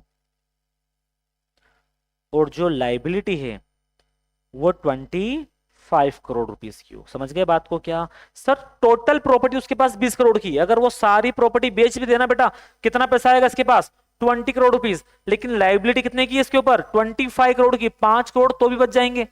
मतलब ये सब बेच देना तो भी 5 करोड़ तो रह ही जाएंगे सर। तो ये बंदा क्या हो चुका है, इंसॉल्वेंट। इंसॉल्वेंट कौन होता है, जिसकी एसेट्स कम और लायबिलिटी ज्यादा हो। क्या बोला बेटा, जिसकी एसेट्स कम और लायबिलिटी ज्यादा हो, ये हो जाता है अपना इंसॉल्वेंट। तो सर सोल्वेंट कौन होता होगा, अरे सोल्वेंट इसका अपोजिट, वो बंदा जो अपने लायबिलिटी को डिस्चार्ज करने के लिए इनफ कैपेबल है, बहुत पैसा है, प्रॉपर्टी बेच के आराम से अपनी लायबिलिटी डिस्चार्ज कर सकता है वो। मतलब बोले तो सर जिसकी एसेट्स ज्यादा है, जिसकी एसेट्स ज्यादा है, मतलब इसके पास एसेट्स कितने की है, 25 करोड़ की, और इसके पास लायबिलिटी कितने की है, 20 करोड़ रुपीस की। तो इसका उल्टा हो जाएगा, जिसकी एसेट्स ज्यादा लायबिलिटी कम, तो ये हो जाएगा सोल्वेंट। इंसॉल्वेंट कौन बेटा, जिसकी लायबिलिटी ज्यादा और एसेट्स कम है, मतलब सारी एसेट्स भी बेच दे अपनी अगर वो, तो भी लायबिलिटी का पेमेंट नहीं कर सकता, लायबिलिटी डिस्चार्ज नहीं कर सकता, तो इसको बोलते हैं हम लोग क्या, सॉल्वेंट। तो ये बेसिकली हमने जो पढ़ाना बेटा, क्या पढ़ा बोलो, कुछ अकाउंटिंग टर्म्स पढ़ी जो कि बहुत जरूरी है आगे आने वाले टॉपिक्स के लिए भी, चैप्टर्स के लिए भी, और पूरे के पूरे कंप्लीट हमारे सिलेबस के लिए भी। ठीक है, चलो एक क्विक रिवीजन करवाना बेटा 5 मिनट के अंदर, जल्दी बताते जाना। एंटिटी मतलब क्या होता है, एंटिटी मतलब सर ऐसा बिजनेस जिसका खुद का नाम है, वो अपने नाम से बिजनेस को रन कर रहा है। ठीक है, अपने नाम से वो लोन ले सकता है, अपने नाम से सारे ट्रांजेक्शन रिकॉर्ड करता है, अपने नाम से वर्करों को सैलरी देता है, मतलब स्पेसिफिकली आइडेंटिफिएबल बिजनेस एंटरप्राइज, ऐसा बिजनेस एंटरप्राइज जिसका खुद का नाम है, वो अपने नाम से जाना जाता है, दैट इज ए एंटिटी। दूसरा ट्रांजैक्शन, ट्रांजैक्शन बोले तो हमारे बिजनेस के अंदर होने वाले वो सारे इवेंट जिसके अंदर क्या इन्वॉल्व हो बेटा, बोलो मनी इन्वॉल्व है, उनको बोलेंगे transaction. Next capital, sir business के अंदर ओनर जो भी चीजें इन्वेस्ट करेगा ना उसको बोलेंगे हम कैपिटल। लेकिन जब ओनर बिजनेस से कोई चीजें निकाल लेगा तो उसको क्या बोलेंगे बेटा, हम लोग ड्रॉइंग्स बोलेंगे। नेक्स्ट परचेस, अब जब भी परचेस सुनोगे आपके कानों में आवाज गूंजनी चाहिए, कौन सी वाली, गुड्स वाली। गुड्स परचेस किया है तो परचेस अकाउंट में, गुड्स को सेल किया है तो सेल्स अकाउंट में। ये परचेस और सेल्स वर्ड सिर्फ गुड्स के लिए बना हुआ है। लेकिन सर हमारे माइंड में एक डाउट आ रहा है, आप बोल रहे हो कि जब भी हम क्या करेंगे, बोलो गुड्स को परचेस करेंगे तो कहाँ लिखेंगे, परचेस अकाउंट में, गुड्स को सेल करेंगे कहाँ लिखेंगे, सेल्स अकाउंट में। लेकिन मान लो हमने गुड्स परचेस नहीं किया, हमने कुछ और परचेस किया, बताओ क्या परचेस किया होगा, हमने परचेस किया सर मान लो बिल्डिंग, तो फिर कहाँ लिखेंगे इसको हम लोग, अरे भाई ये बिल्डिंग अकाउंट में जाएगा, फिर समझ गए बात को क्या, ये कहाँ जाएगा फिर, इसको बिल्डिंग अकाउंट में लिखोगे। मशीन खरीदी, मशीन अकाउंट में। एग्जाम्पल के लिए महतपुर फर्नीचर वाले का काम क्या है, फर्नीचर का है, तो महतपुर फर्नीचर वाला जब फर्नीचर परचेस करेगा ना तो उसको कहाँ रिकॉर्ड करेगा, वो फर्नीचर अकाउंट में। महतपुर फर्नीचर वाला जब फर्नीचर को सेल करेगा तो उसको सेल्स अकाउंट में लिखेगा। लेकिन महतपुर फर्नीचर वाले ने अगर बिल्डिंग खरीदी ना तो उसको कहाँ लिखेगा बेटा, वो बिल्डिंग अकाउंट में। आरके मशीनरी अगर मशीन खरीदेगा तो कहाँ लिखेगा, परचेस अकाउंट में। मशीन को बेचेगा तो सेल्स अकाउंट के अंदर। लेकिन अगर आरके मशीनरी फर्नीचर परचेस कर रही है तो वो कहां लिखेगी उसको, फर्नीचर अकाउंट के अंदर। समझ गए, जो बिजनेस जिसमें डील कर रहा है जब वो खरीदेगा तो परचेस में, जब उसको बेचेगा तो सेल्स में। उसके अलावा जो भी चीज आप खरीद रहे हो उनके खुद के अकाउंट खुलेंगे। बिल्डिंग खरीदो तो बिल्डिंग अकाउंट में, फर्नीचर खरीद रहे हो फर्नीचर अकाउंट में, मशीन खरीद रहे हो मशीन अकाउंट के अंदर। ठीक है, नेक्स्ट परचेस रिटर्न हो गया था। सेल्स, सर गुड्स को सेल करके जो भी पैसा आएगा उसको बोलेंगे सेल्स। नेक्स्ट, जो भी गुड्स हमने सेल किया उसमें से अगर कोई माल रिटर्न हो गया, सेल्स रिटर्न। रेवेन्यू क्या होता है, रेवेन्यू बोले तो sir total income, gross income. हमारे बिजनेस ने इस बार जितना भी पैसा कमाया ना गुड्स बेच के, थोड़ी बहुत इनकम अगर इधर उधर से भी कहीं और से हो गई अगर, तो टोटल इनकम हो जाती है। जब इसमें से हम लोग क्या माइनस कर देंगे, बोलो एक्सपेंसेस माइनस कर देंगे, तो या तो हमें प्रॉफिट होता है या लॉस होता है। प्रॉफिट कब होता है, जब रेवेन्यू क्या बेटा हमारा ज्यादा है और एक्सपेंसेस कम है। लॉस कम होगा जब, लॉस कब होगा, जब एक्सपेंसेस ज्यादा है और रेवेन्यू कम है हमारा। नेक्स्ट, तो ये हो गया अपना एक्सपेंसेस। एक्सपेंसेस बोले तो कॉस्ट इनकर्ड। कॉस्ट इनकर्ड मतलब होता है लागत को लगाना, क्या करने के लिए, रेवेन्यू को अर्न करने के लिए। तो रेवेन्यू अर्न करने के लिए जितनी लागत आपने बिजनेस में लगाई है, जितना पैसा आपने बिजनेस में लगाया, जो पैसा खर्च किया आपने, इसको बोलते हैं एक्सपेंसेस। ठीक है ना। अब हम क्या करेंगे बेटा, बोलो यहाँ पे प्रॉफिट हो गया सर हमारा, रेवेन्यू में से माइनस कर लो एक्सपेंसेस, प्रॉफिट आ जाएगा हमारा। नेक्स्ट, एक्सपेंडिचर भी समझा दिया मैं आपको, रेवेन्यू एक्सपेंडिचर और कैपिटल एक्सपेंडिचर। ऐसे खर्चे जिनका फायदा एक साल के अंदर मिल जाता है, that is the revenue expenditure. ऐसे खर्चे सर जिसका फायदा एक साल से ज्यादा सालों तक मिलता है, कैपिटल एक्सपेंडिचर। सर ऐसे खर्चे जो जनरली होते तो रेवेन्यू नेचर के हैं बट बेनिफिट उनका बहुत बार एक साल से ज्यादा सालों तक मिल जाता है, तो उनको हम बना देते हैं डेफर्ड रेवेन्यू एक्सपेंडिचर। जैसे एडवर्टीजमेंट कैंपेन, बंटी तेरा साबुन स्लो है क्या, अब वो चल गया, वो कैंपेन इतना चल गया ना कि उसका फायदा हमें 4 सालों तक मिल रहा है, तो क्यों ना फिर उस खर्चे को भी 4 सालों तक धीरे धीरे हम हमारी इनकम में से क्या करें, माइनस करें। तो हम उसको डेफर्ड रेवेन्यू एक्सपेंडिचर बना देते, ठीक है क्या। नेक्स्ट, रिसिप्ट में, रिसिप्ट क्या होता है सर, रेवेन्यू रिसिप्ट और कैपिटल रिसिप्ट। अब देखो ये वाला पार्ट जो ना रेवेन्यू रिसिप्ट कैपिटल रिसिप्ट, ये सेम है आपका रेवेन्यू इनकम और कैपिटल नेचर की इनकम। जिस चीज में आप डील करते हो वहां से इनकम हो रही है, रेवेन्यू रिसिप्ट। कभी कभार होने वाली इनकम क्या हो जाएगी बेटा, आपकी कैपिटल रिसिप्ट हो जाती है। जैसे आपने कोई एसेट्स को सेल कर दिया, आपने कोई बिल्डिंग सेल कर दी, कोई मशीन सेल कर दी। आपका काम मशीन सेल करना थोड़ी है, आपका काम बिल्डिंग सेल करना थोड़ी है क्या, ठीक है ना। तो एक कैपिटल रिसिप्ट है। नेक्स्ट, गेन हो गया था। गेन क्या था सर, नॉन कोर एक्टिविटी से होने वाली इनकम क्या होती है बेटा, हमारी गेन होती है। गुड्स के अलावा कुछ और बेचा है, अगर आपने गुड्स नहीं सेल किया, गुड्स के अलावा कुछ भी सेल किया और अगर वहां से क्या हो रही है, हमें इनकम हो रही है ना बेटा, वो गेन हो जाता है, गेन है ना। रिलायंस पेट्रोलियम वाला एग्जांपल याद रखना कि पेट्रोलियम के अलावा उन्होंने क्या सेल कर दिया था, प्लॉट। तो प्लॉट सेल करके जो इनकम हुई है वो गेन है, लेकिन पेट्रोल सेल करके जो इनकम होगी वो प्रॉफिट होगा हमारा, ठीक है। लॉस पता है सर कि जब हमारा क्या होगा, एक्सपेंसेस एक्सेस है किससे, रेवेन्यू से, मतलब एक्सपेंसेस ज्यादा है रेवेन्यू कम है। डिस्काउंट हो गया था, ट्रेड डिस्काउंट जो सब लोगों को देते हैं, कैश डिस्काउंट उन्हीं को देंगे जो हमें क्या कर रहे, कैश पेमेंट करेंगे, या फिर जिनको हमने उधार में माल बेच दिया लेकिन जल्दी पैसा रिकवर करने के लिए हम उनको क्या करते, बोलो एक और डिस्काउंट ऑफर करते, क्या नाम है जिसका, कैश डिस्काउंट। वाउचर, वाउचर बोले तो सपोर्टिंग डॉक्यूमेंट, जितने भी ट्रांजेक्शन आप रिकॉर्ड करोगे ना अपनी बुक्स ऑफ अकाउंट के अंदर, वो सब किसके थ्रू होने चाहिए, बोलो वाउचर के थ्रू होने चाहिए। मतलब without voucher, without supporting document आप कोई सा भी ट्रांजेक्शन रिकॉर्ड नहीं करोगे। अगर आप कोई मशीन परचेस कर, देखो कोई मशीन परचेस करने की एंट्री अगर आप पास कर रहे हो बेटा, तो फिर मशीन का बिल होना चाहिए ना आपके पास, यस। अगर बिल है तो एंट्री पास करना, नहीं है तो मत करना। सपोर्टिंग डॉक्यूमेंट लगेंगे, जो भी ट्रांजैक्शन रिकॉर्ड करोगे ना उसका वाउचर आपके पास होना चाहिए। आगे बढ़ते, गुड्स। गुड्स बोले तो जिस चीज के अंदर हमारा बिजनेस डील करता है, मतलब जो हमारे बिजनेस की कोर एक्टिविटी है। जैसे हमारा काम है कार बेचना, तो कार हमारे लिए गुड्स हो गया, समझ के बात को गया। नेक्स्ट, ट्रेड रिसीवेबल, जिनसे पैसा लेना है।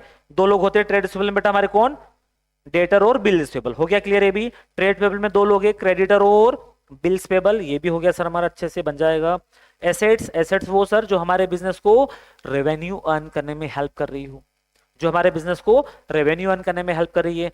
सर एसेट्स भी दो टाइप की है, हाँ, करंट एसेट्स और नॉन करंट एसेट्स। ऐसी एसेट्स जो with in year benefit provide कर दे करंट एसेट्स, ऐसी एसेट्स जिसका बेनिफिट हमें मोर देन ए ईयर मिल रहा हो नॉन करंट एसेट्स। ठीक है ना, टाइप्स पढ़ लिए थे, टेंजिबल और इनटेंजिबल। जिनको टच कर सकते हैं टेंजिबल, जिनको टच तो नहीं कर सकते लेकिन उनका बेनिफिट तो मिलता है हमें, क्या करने में बेटा बोलो, रेवेन्यू अर्न करने में, that is the intangible assets. Liability मतलब ऑब्लिगेशन टू पे, लायबिलिटी बोले तो क्या बेटा, ऑब्लिगेशन टू पे, किसी को हमें पैसा देना है। क्यों देना है, या तो हमने पैसा उधार लिया होगा बेटा, बोरो किया होगा, या फिर हमने क्रेडिट पे गुड्स परचेस किया होगा, या फिर सर्विस ली होगी किसी से, तो पैसा देना है। लायबिलिटी दो तरह की लायबिलिटी होती है, करंट और नॉन करंट। अगर पैसा हमें 1 साल के अंदर देना है तो करंट लायबिलिटी, 1 साल के बाद देना है तो नॉन करंट लायबिलिटी। नेक्स्ट, पैसा अगर डूब गया, बैड डेब्ट, डेटर जिससे पैसा लेना था अगर वो पैसा नहीं दे रहा है तो बैड डेब्ट बन जाएगा। बुक वैल्यू, जिस प्राइस पे हम लोग आइटम्स को रिकॉर्ड करते हैं ना, असेट्स लायबिलिटी वगैरह, वो हो जाती है बुक वैल्यू हमारी। ठीक है, डेप्रिसिएशन, कंटिन्यूअसली हमारी फिक्स एसेट्स की वैल्यू में क्या हो रहा है बेटा बोलो, रिडक्शन हो रहा है। उन 4 रीजन से कौन कौन से, passes of time, change in technology, ये वो हो गया सर। इंसॉल्वेंट, जिसके एसेट्स कम, लायबिलिटी ज्यादा, इंसॉल्वेंट। नेक्स्ट, सोल्वेंट, जिसकी असेट्स ज्यादा और लायबिलिटी कम, खत्म। यहां पे आके बेटा अपनी टर्मिनोलॉजी सारी फिनिश हो जाती है। आई होप आप लोगों को इतना समझ में आया होगा। बहुत ज्यादा डिटेल में हम लेके चले गए इसको, लेकिन आना चाहिए बेटा। जो वर्ड मैंने यूज किए वही आप भी बोलोगे जब भी मैं आपसे पूछूंगा।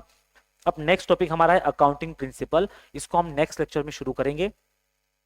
यहां तक कुछ भी डाउट अगर आप लोग आता है तो मुझे बता दीजिएगा आप लोग, ठीक है। चलो bye bye, see you in the next lecture guys, मिलते नेक्स्ट लेक्चर में। इतना अच्छे से पढ़ के आना, उसके बाद ही हमें मजा आएंगे अकाउंटिंग प्रिंसिपल पढ़ने के लिए, क्योंकि यहाँ पे वो सारे वर्ड यूज होने वाले हैं जो हम लोगों ने अभी पढ़े। ठीक है क्या, बाय बाय।